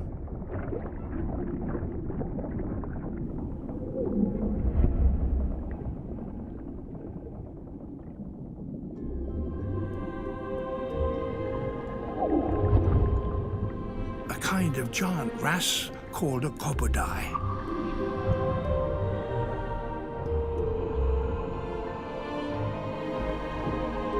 This is a male.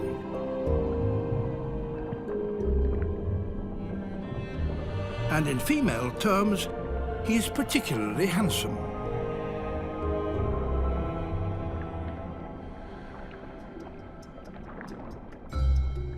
He's a meter long and weighs 15 kilos.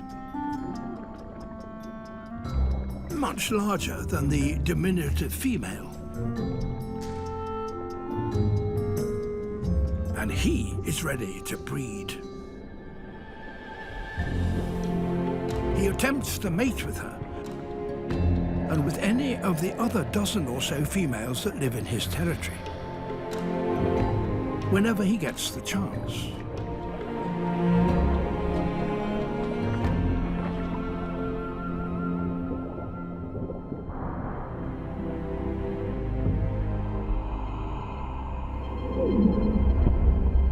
But females from around 10 years old take little notice of his advances.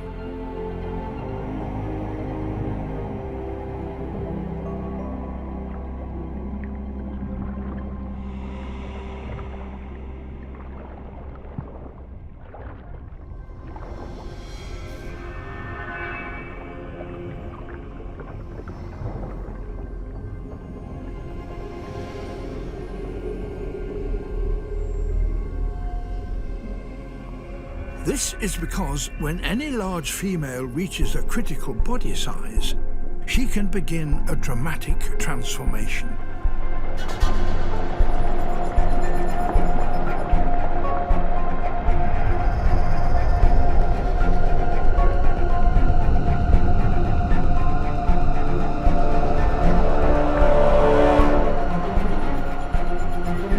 Over just a few months, particular enzymes inside her body cease to work.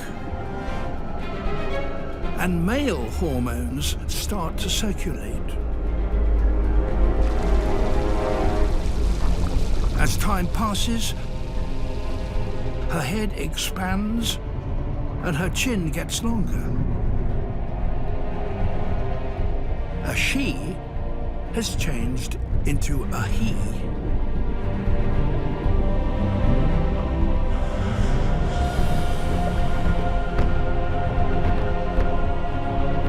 With this comes a change in temperament.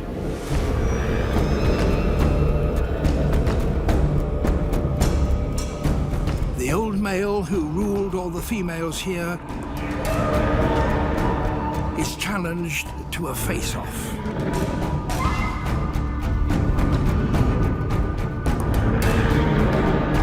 The more bulbous the head, the more it intimidates an opponent.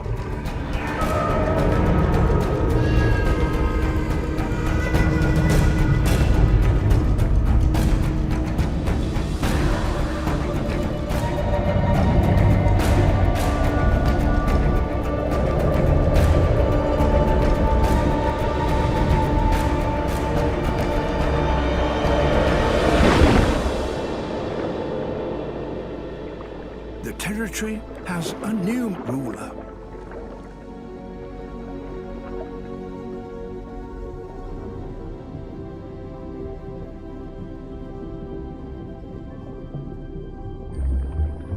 Only the largest females transform themselves in this way.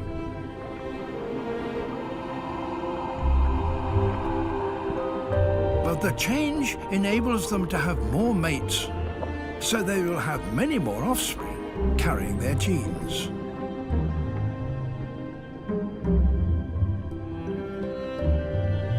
But a new male can't afford to be complacent. Inside the body of every Kobudai female, there is a new male in waiting.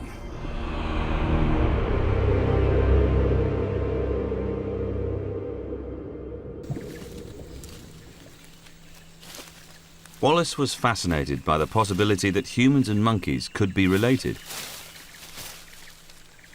And his belief was only reinforced when he came across the man of the forest, the orangutan. He spent weeks struggling to keep up with his tribal guides, waist deep in crocodile-infested swampy jungle, trying to get close to these great apes. Luckily, my guide Eric has a good idea where we might spot one. Oh, there, Bill, the orangutan. Where? See it between the branches over there. Right between that big tree. Yep, and just yep, got it. Yeah. Ah, fantastic. Look at that. Good spot. Yeah. That's got to be a big male. I can just see a huge, hairy back. And he's just hanging out here, waiting for the sun to come up. Brilliant. That's my first sighting of a Bornean orangutan. And he's got his back to me. That's how big is Eric. Eric takes us in to give me a chance to see him face to face.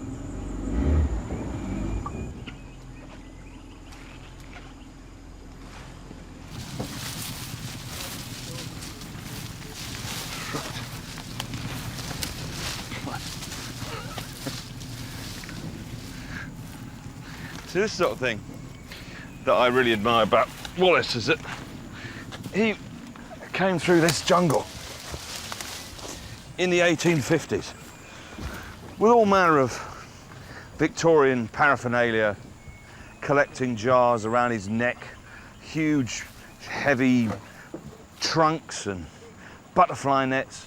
He was a tough cookie. Trying to spot our orang from the forest floor isn't easy.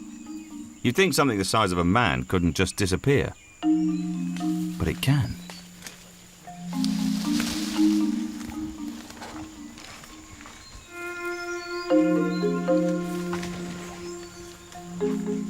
Oh, is it? Yeah.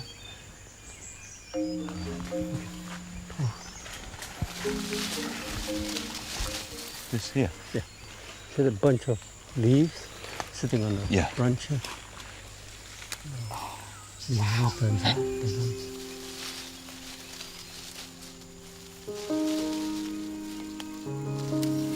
That's absolutely huge.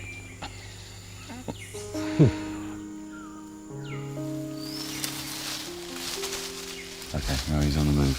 Yep. Oh, let's follow him around. This way.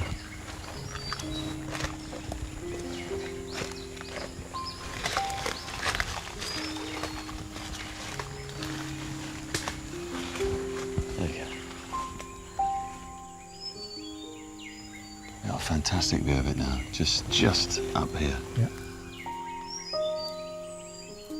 I just love the way that he just hangs out there. He's not really bothered with us. Mm-hmm. He's just taking his time, eating.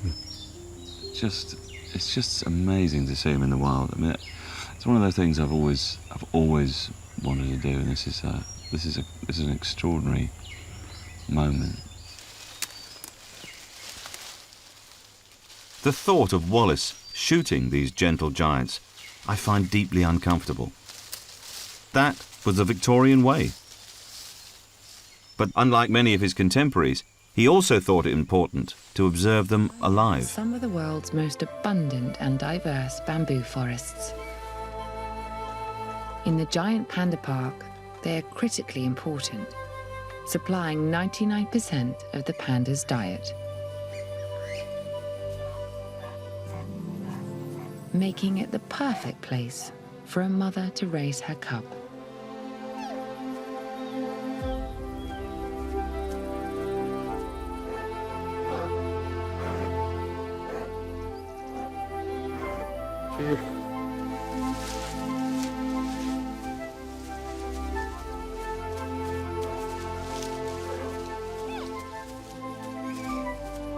With each passing day, this youngster is being prepared for adult life.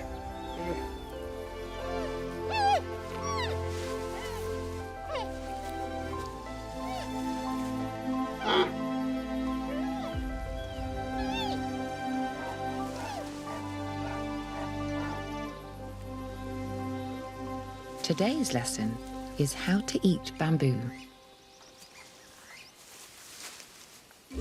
It's not as simple as it sounds. It must be fresh.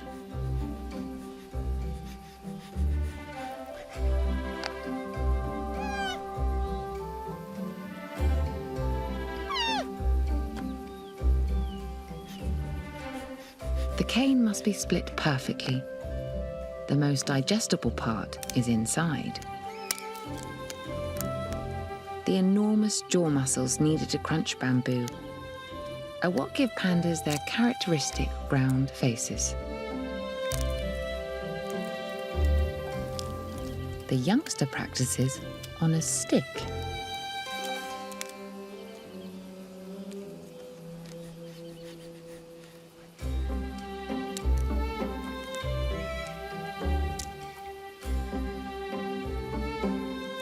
As an adult, she'll eat 40 kilograms of bamboo a day.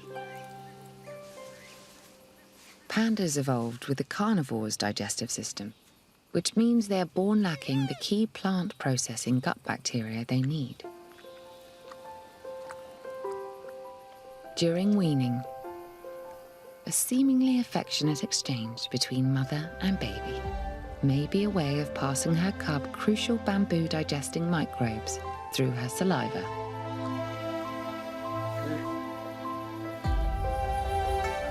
When the cub is weaned at around 18 months, they will separate, and the youngster must go it alone.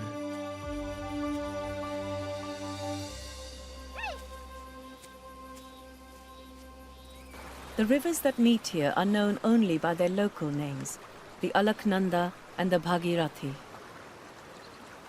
But downstream from this promontory, the larger river is officially called the Ganga for the first time. The river may have reached the gentler foothills, but there's life in her yet.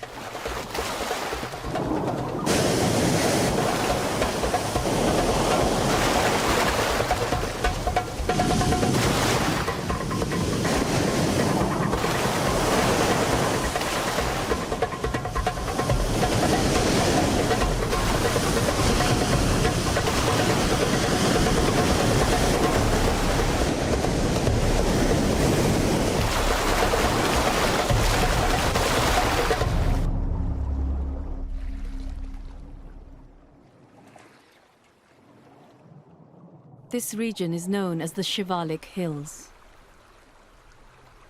These are the ancient remnants of mountains much older than the Himalaya. Rock the powerful Ganges has been wearing down for millions of years.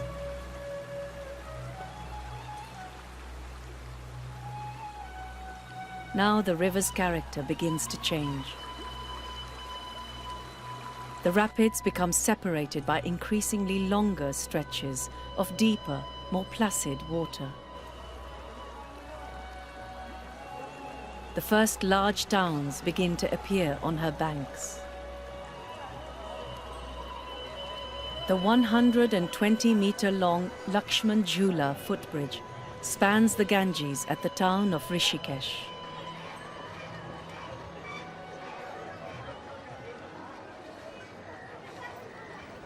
Every day, thousands pass back and forth, going about their daily business. Although not everyone uses the more conventional route.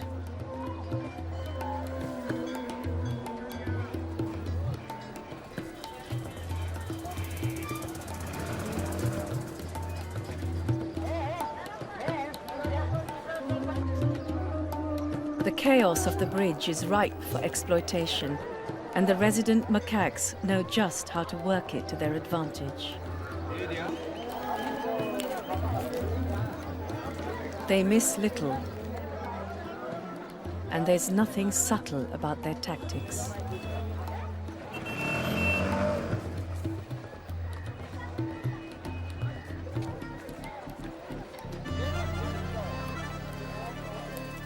If begging doesn't work, direct action usually does.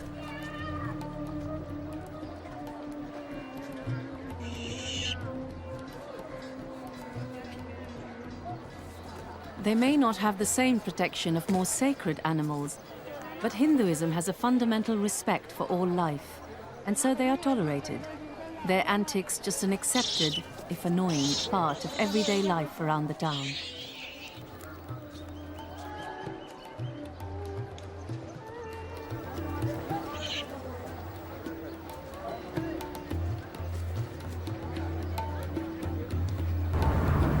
It's when animals leave the forest edge and move into farmland that the relationship with humans becomes less benevolent.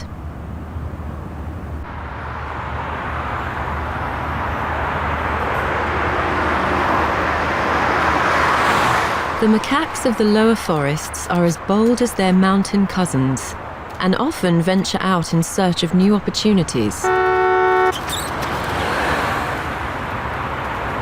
There are all sorts of perils, but there are rewards too if you're willing to take some risks.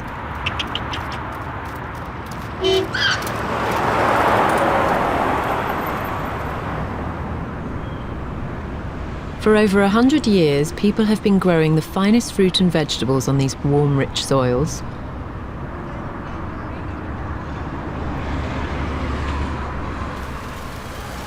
For these cheeky thieves, it's irresistible.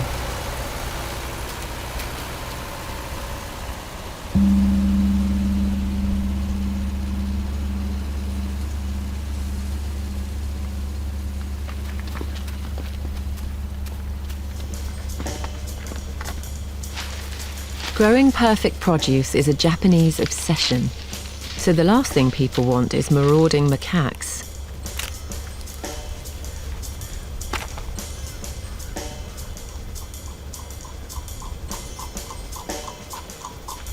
As the day heats up, the farmers take a break.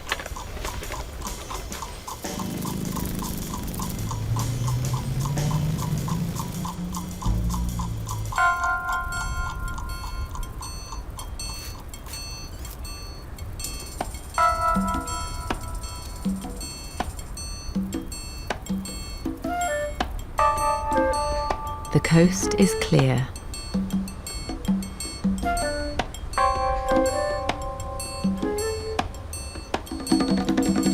They have to be cautious. If they're spotted, there'll be trouble.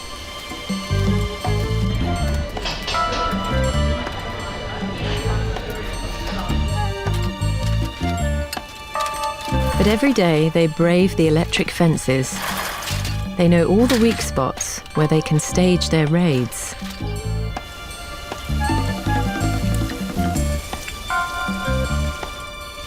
And they gorge themselves on the fruit of the farmers' labours.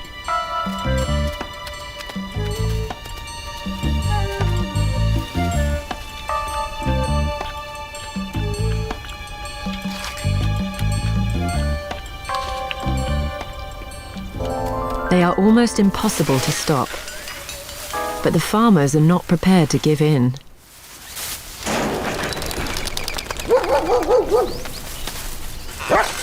They bring out their secret weapon. Specially trained monkey dogs.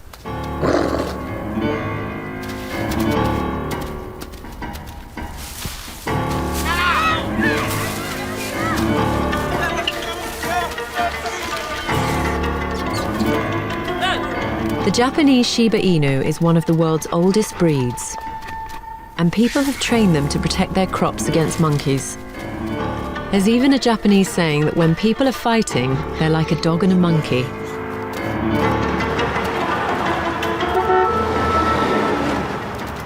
But the rewards outweigh the risks. They'll be back again tomorrow.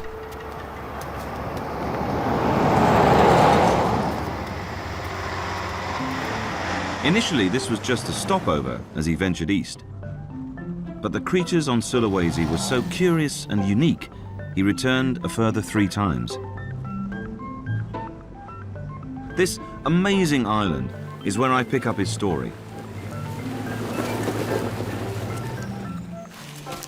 And with the help of my guide, Bobby, I'm searching for a tree-dwelling creature that would become a key piece of his evolutionary puzzle.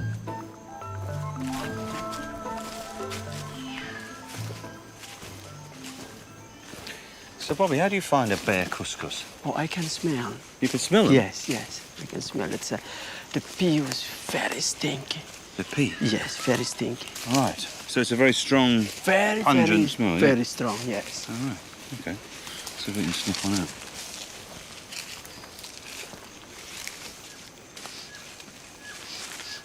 Oh, up here. Just, yeah. You see. Oh, yeah, got it. You got it? Yeah. That's the first time I've ever seen one of these creatures, a bear couscous. And they are quite extraordinary. They're unique. You only find them here in Sulawesi. I've seen other kinds of couscous throughout Indonesia, but this one is the only one that moves around during the day, so it's a lot easier to see. His face resembles quite a cross sloth. You know, sloths quite benign, almost sort of sleepy looking, but these look just like they're angry about something. And in fact, these are supposed to be active during the day, but I mean, that's not really active, is it? I mean, he scratched his ear once. You know. That's really at the low end of active. What excited Wallace about this lazy couscous is it's a marsupial, a relative of Australian mammals like kangaroos that carry their young in pouches. And these weren't the only Australian creatures on this island. He also came across Australian birds, like cockatoos. For centuries, the Arabs held camel races to celebrate special occasions. But in the last 50 years, camel racing has been transformed, echoing changes that have swept all across Arabia. Now, this is one of the richest sports in the world. The winner of this race stands to win $1 million.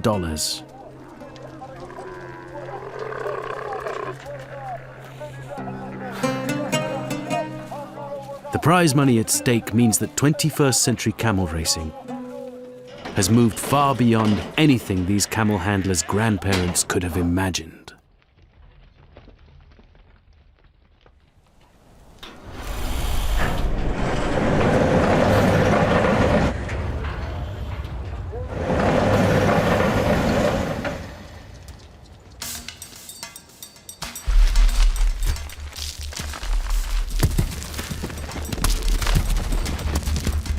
In today's camel races, modern technology is in the driving seat.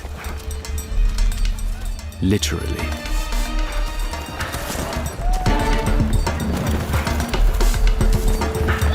To save on weight, jockeys have been replaced by robots, weighing no more than a laptop.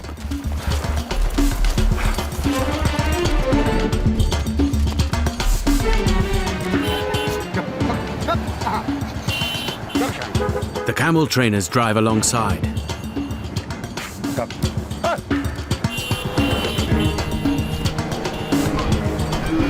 They scream instructions to their camels through a speaker on the robot.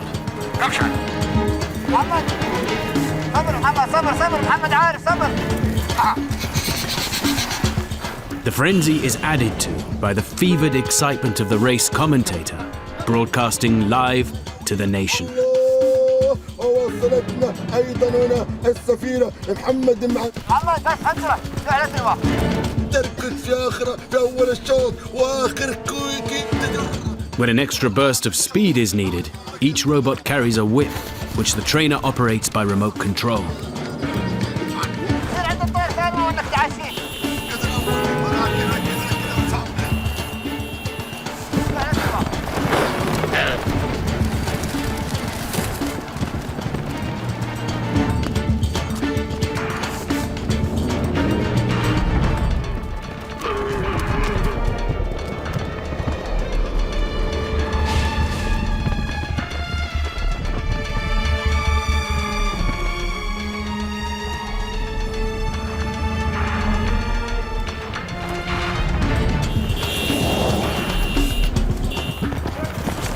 In today's Arabia, camel training has become a sophisticated business.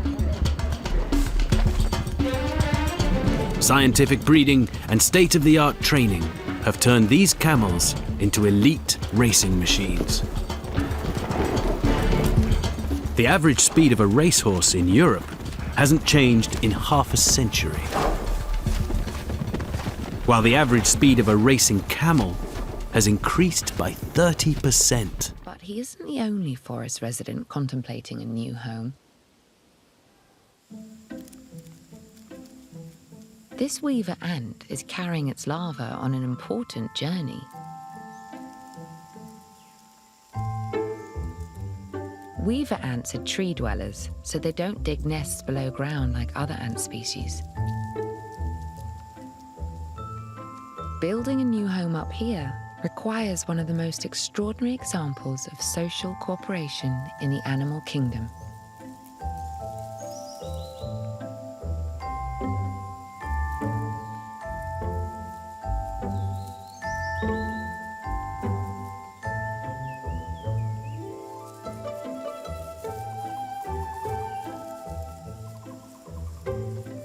Hundreds of ants draw 4 leaves together to form the basic superstructure.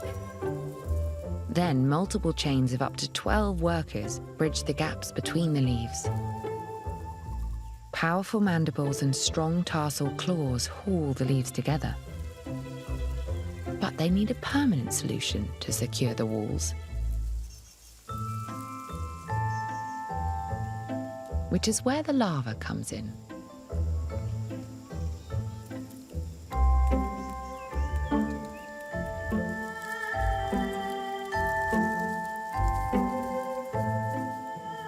It secretes sticky silk, securing the edges of the nest, like a living tube of glue.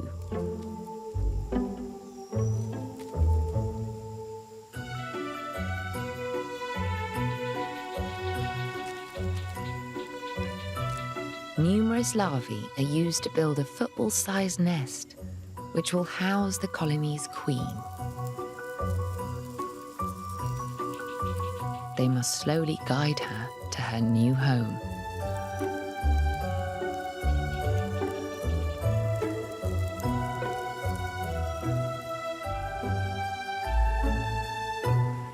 Extraordinary partnerships like this aren't just confined to Hainan's forests. As farming flourished, the people began to worship the miraculous life-giving powers of the Ganges.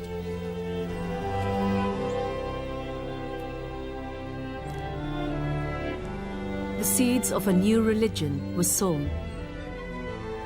People revered the natural forces and crops upon which they depended. And one plant was considered more important than all the others. Rice, perfectly adapted to grow in the Ganges flood cycle. It's been the staple food for 7,000 years.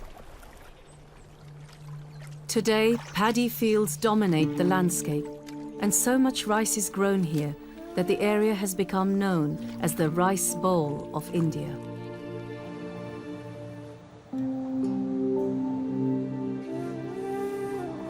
The rise of farming didn't only change the landscape, it also offered a home to new creatures. The people of the Ganges have long kept all sorts of domestic animals and put them to use in ingenious ways. Duck herding is an ancient and lucrative occupation. So many ducks lay a lot of eggs, and the herders are also paid to graze their flocks on the paddy fields. As the ducks feed, they clear the weeds from the inundated fields, and their droppings add extra dollops of organic fertilizer.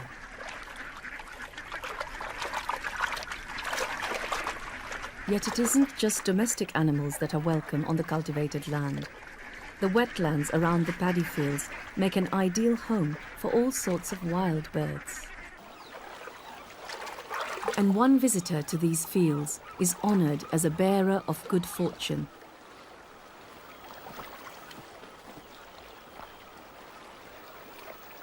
Standing as high as a man, the Saurus crane is the tallest flying bird in the world. These magnificent birds pair for life, and their faithful nature has led them to be venerated as symbols of marital bliss. To help strengthen their partnerships, the cranes perform elegant courtship dances.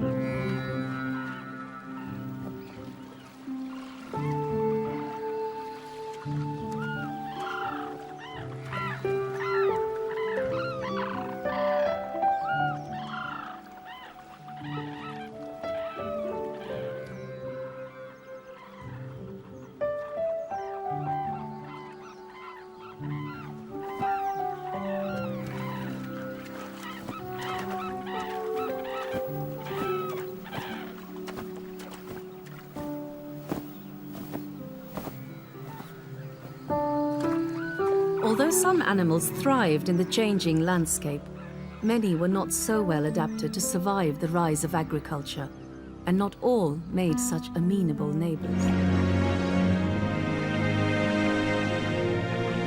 It's only the warmth of the Kuroshio Current that allows coral to grow this far north in the Pacific Ocean.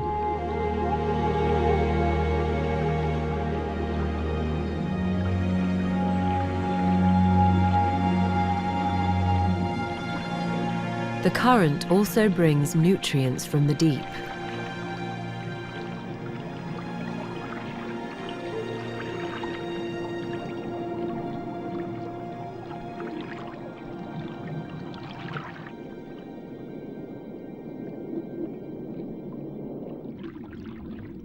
There's one very small resident who never strays far from the reef. He's a blue streak cleaner wrasse, and he leads a very busy life.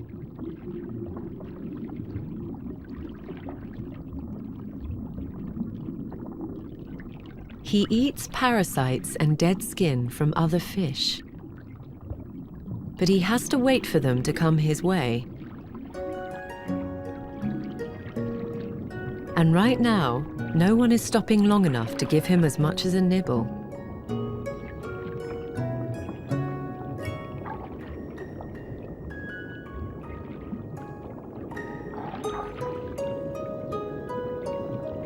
But then he spots something worth chasing.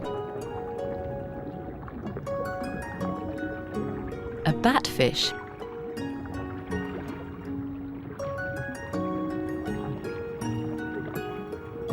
Like a customer at a spa, the batfish lies back and waits for attention. It opens its gills and the cleaner wrasse bustles in to begin the treatment.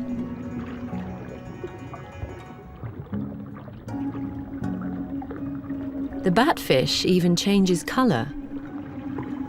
probably to make parasites more visible.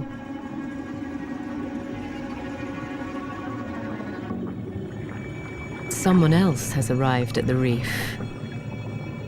The batfish is abandoned.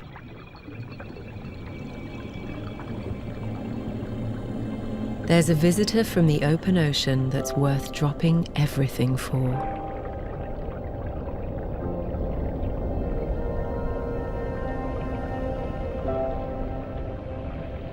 A manta ray, 2 meters long, has come back to a favorite stretch of reef.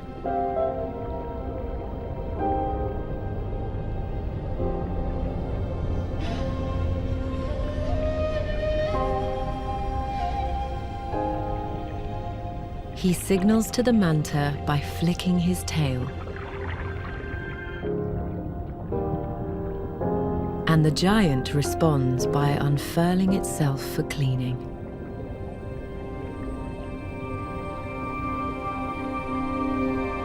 The manta keeps its feeding lobes rolled up while it swims. But a thorough clean keeps them parasite-free.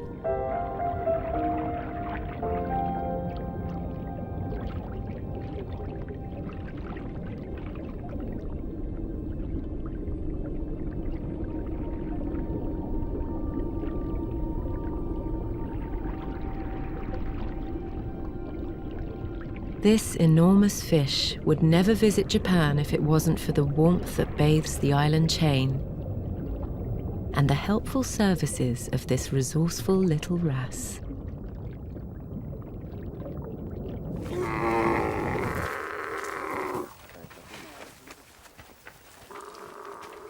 The deserts of western India may seem an unpromising start for a river.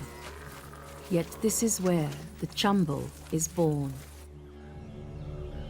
Fed by underground springs, the river flows through some of India's most arid lands before reaching the plains. Though some people do scratch a living here, the Chambal remains a wildlife oasis for the natural treasures once found right along the Ganges.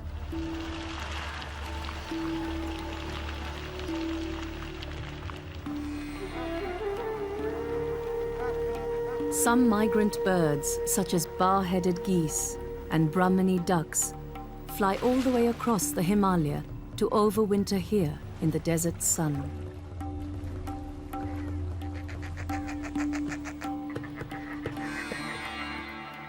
Others, like spoonbills, take up permanent residence.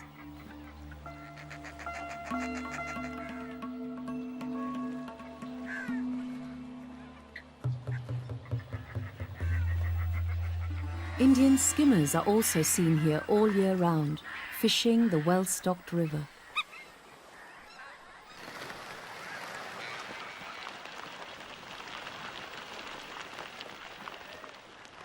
This is one of only a few places where these graceful birds still patrol the waters, trawling for fish with their outsized lower bill.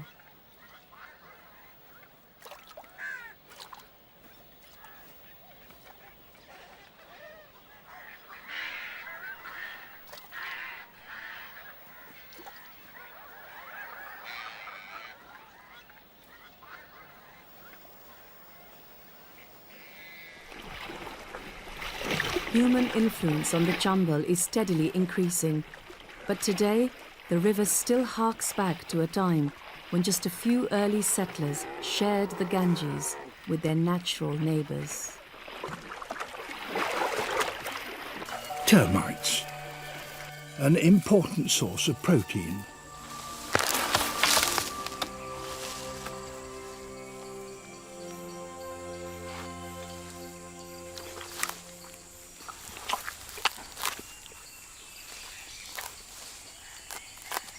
But perhaps they are an acquired taste.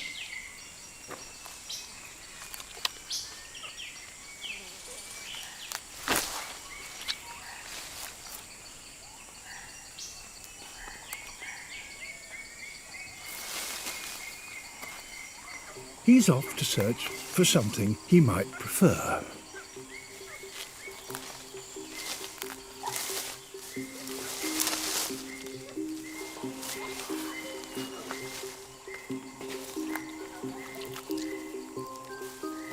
it's hard to know where to look.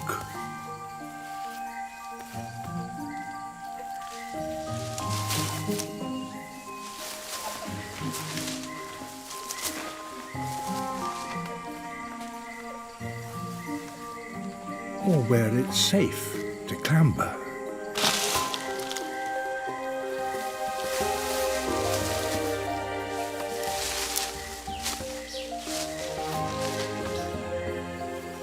Different levels in the forest contain different foods, and some of the most delicious are in the very highest parts of the canopy, 50 meters above the ground.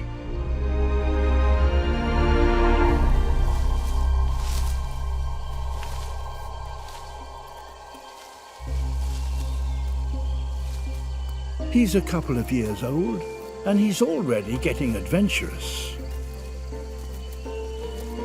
His mother could climb right to the top in 10 minutes or so if she wanted to, but she lingers to keep an eye on him.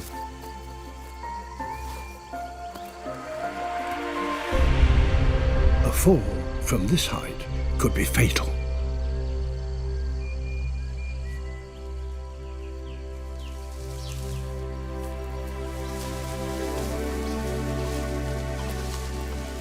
Where the gaps between the branches are too wide for him, his mother lets him use her body as a bridge.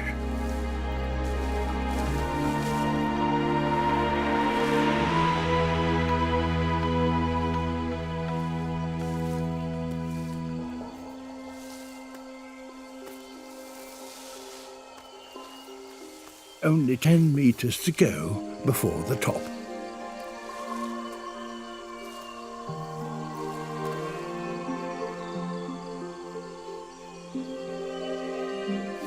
But it's hard going for small hands.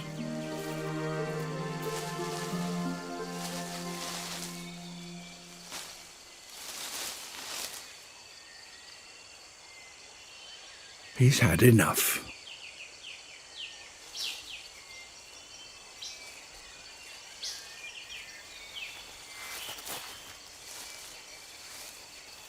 Time for a rest with Mother.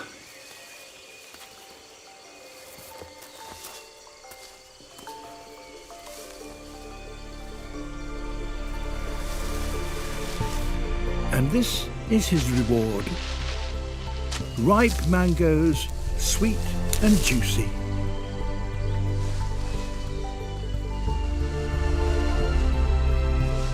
There's so much he must learn.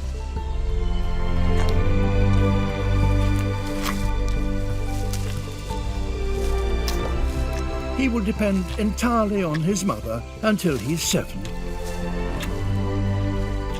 It's the longest of all childhoods, except ours.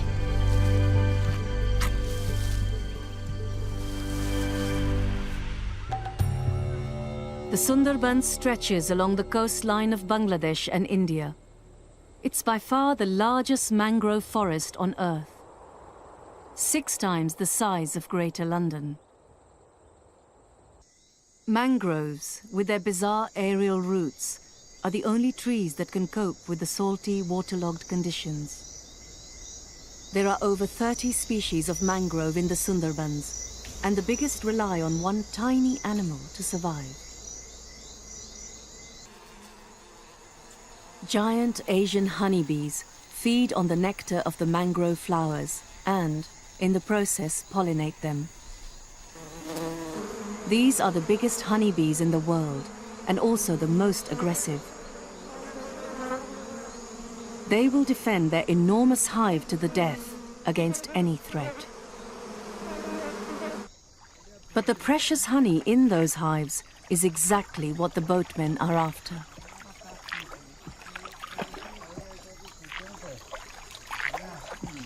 These men have pushed deep into the maze of over 400 waterways that crisscross the forest.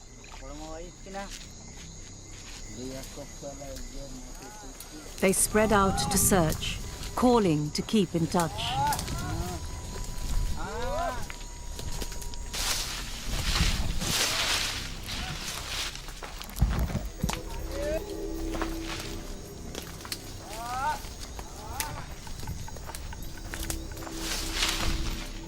Many people have been killed by swarms of these bees. 10 meters is the closest a man can safely approach. The threatened bees are primed to attack. But the honey collectors know the chink in their armor.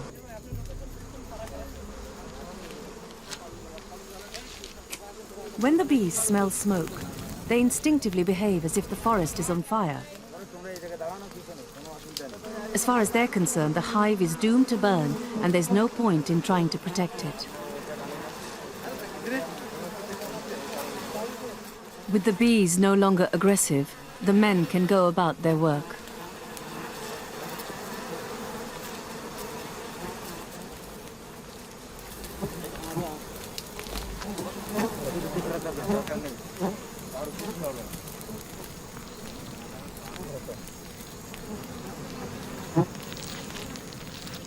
A good hive can contain up to 20 kilos of honey.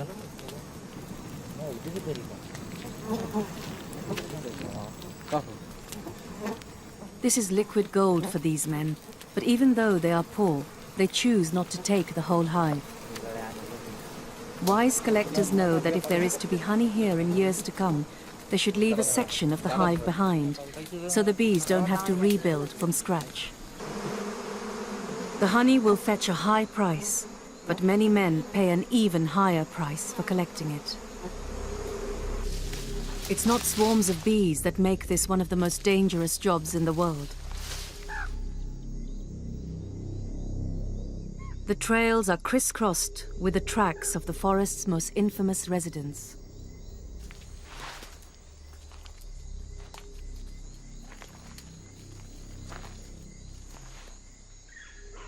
Tigers roam the Sundarbans, and they have a well-earned reputation for attacking people. Honey collectors are especially at risk because tigers rest in the dense vegetation where the beehives are also found. Tigers kill up to 100 people every year in this forest. Nobody knows why so many people are killed here. The tigers are hardly ever seen and are little understood.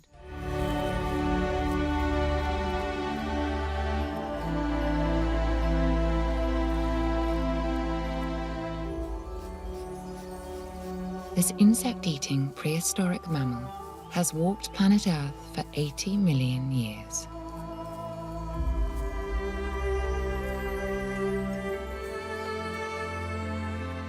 In Mandarin, pangolin means the animal that can dig through the mountain.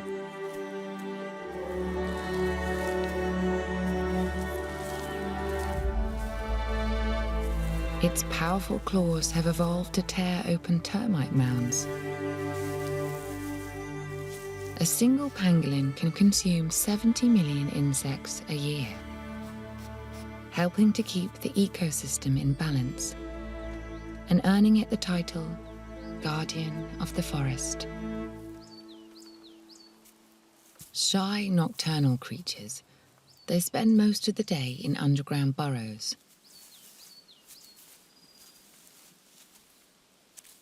They protect themselves from predators with a full body armor of razor-sharp scales, formed, like human fingernails, from keratin. But its defense has become its downfall. Pangolins are the most trafficked animal on the planet.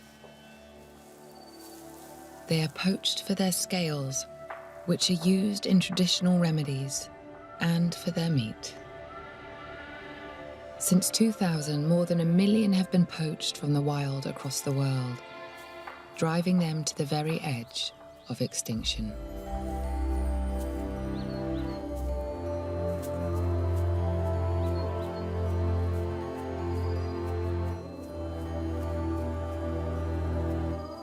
Although their scales have officially been banned from use in traditional medicine, it's going to take rigorous enforcement to save this extraordinary creature from extinction.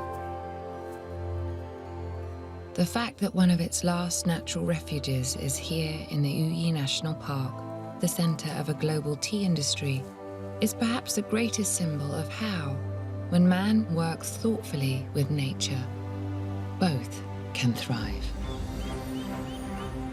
Back in the hive, those bees too young to forage are housekeeping.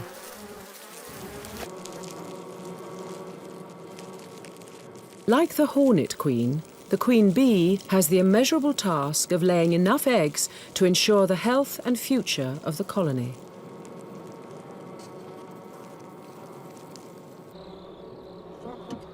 The custom of keeping wild Japanese bees is as old as society itself, and Yamaguchi has kept bees since boyhood. Japanese bees are so sensitive that it takes great patience and skill to keep them. The art of keeping them lies in understanding their behavior.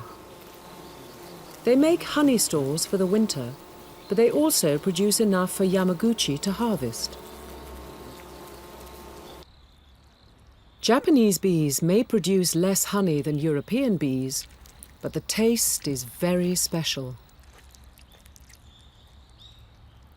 It's the smell of this growing store of energy-rich honey which could be their downfall, if it draws in a hornet scout. But right now, the hornets have other problems to contend with. The nest is now monstrous. The workers have excavated over a ton of earth.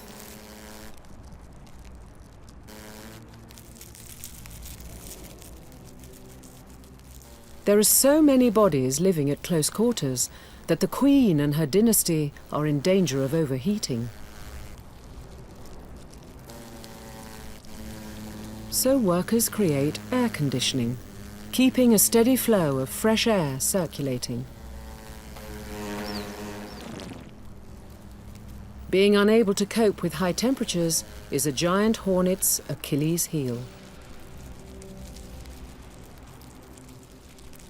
The warmth of the hornet's nest belies the change in season.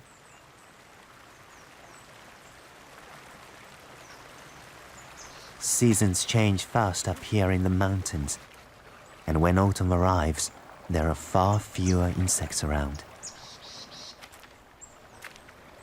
This means my hives are even more vulnerable to attack. For me, it's an anxious time.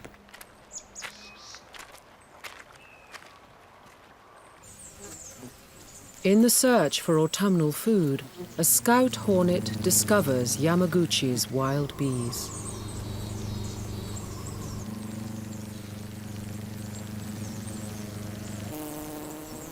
The honeybees fan an alarm pheromone through the air. This alerts the whole hive to the hornet's presence. The scout smells the honey within. A prize this rich is worth scent marking.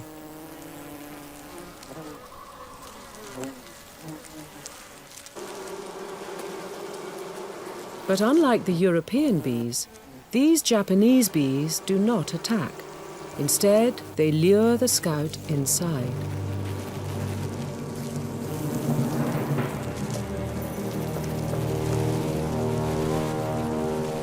Still, the bees hang fire.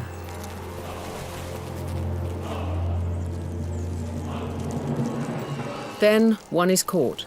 It's the signal the others have been waiting for.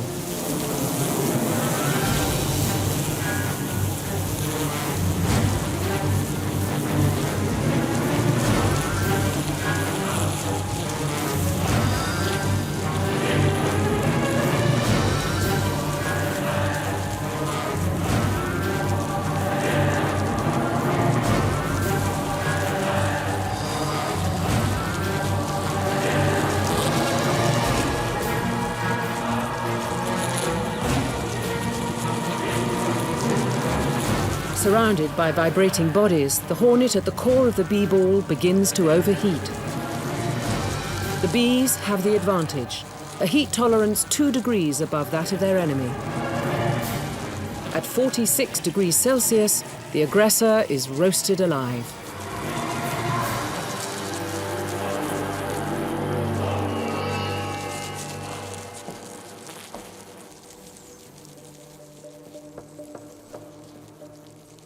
The wild bees have spent millions of years living with the enemy. That's why they alone have developed this extraordinary survival strategy.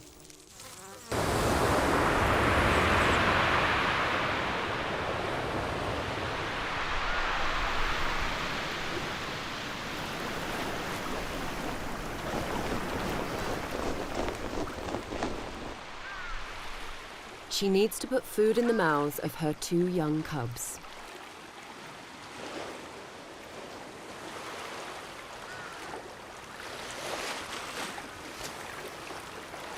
There's a bitter winter coming, and if they're not well fed, her cubs won't make it through.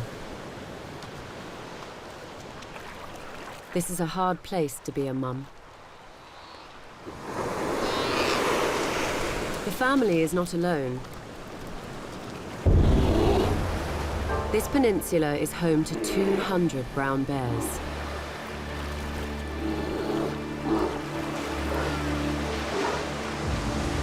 It's one of the most densely packed populations in the world.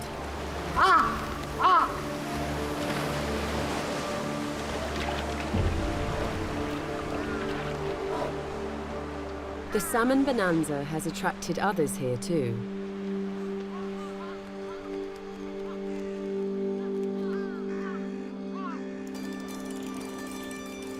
Nobody lives permanently in this remote part of Hokkaido.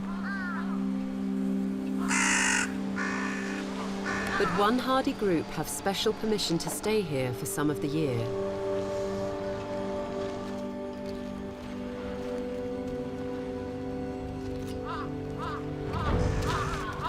Hokkaido is Japan's second largest island, but the harsh conditions mean it's home to only 4% of its people. Shiratoko is one of the loneliest corners, where you have to live close to the wild.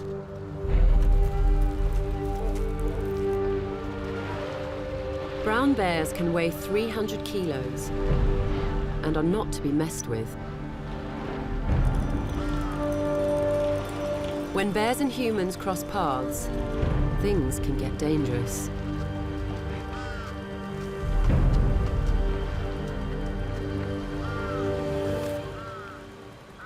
But here, something astonishing has happened. For the fishermen, bears have become a part of everyday life. It takes some nerve, but the men live alongside them as equals.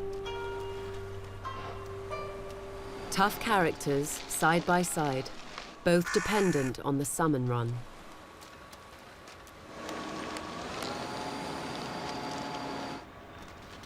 The mother bear knows what she's doing. Survival is in her blood. Her ancestors came to Hokkaido from Siberia, and they walked here. 12,000 years ago, Hokkaido was joined to the Russian mainland. Siberian animals colonized it before the sea levels rose, turning Hokkaido into an island.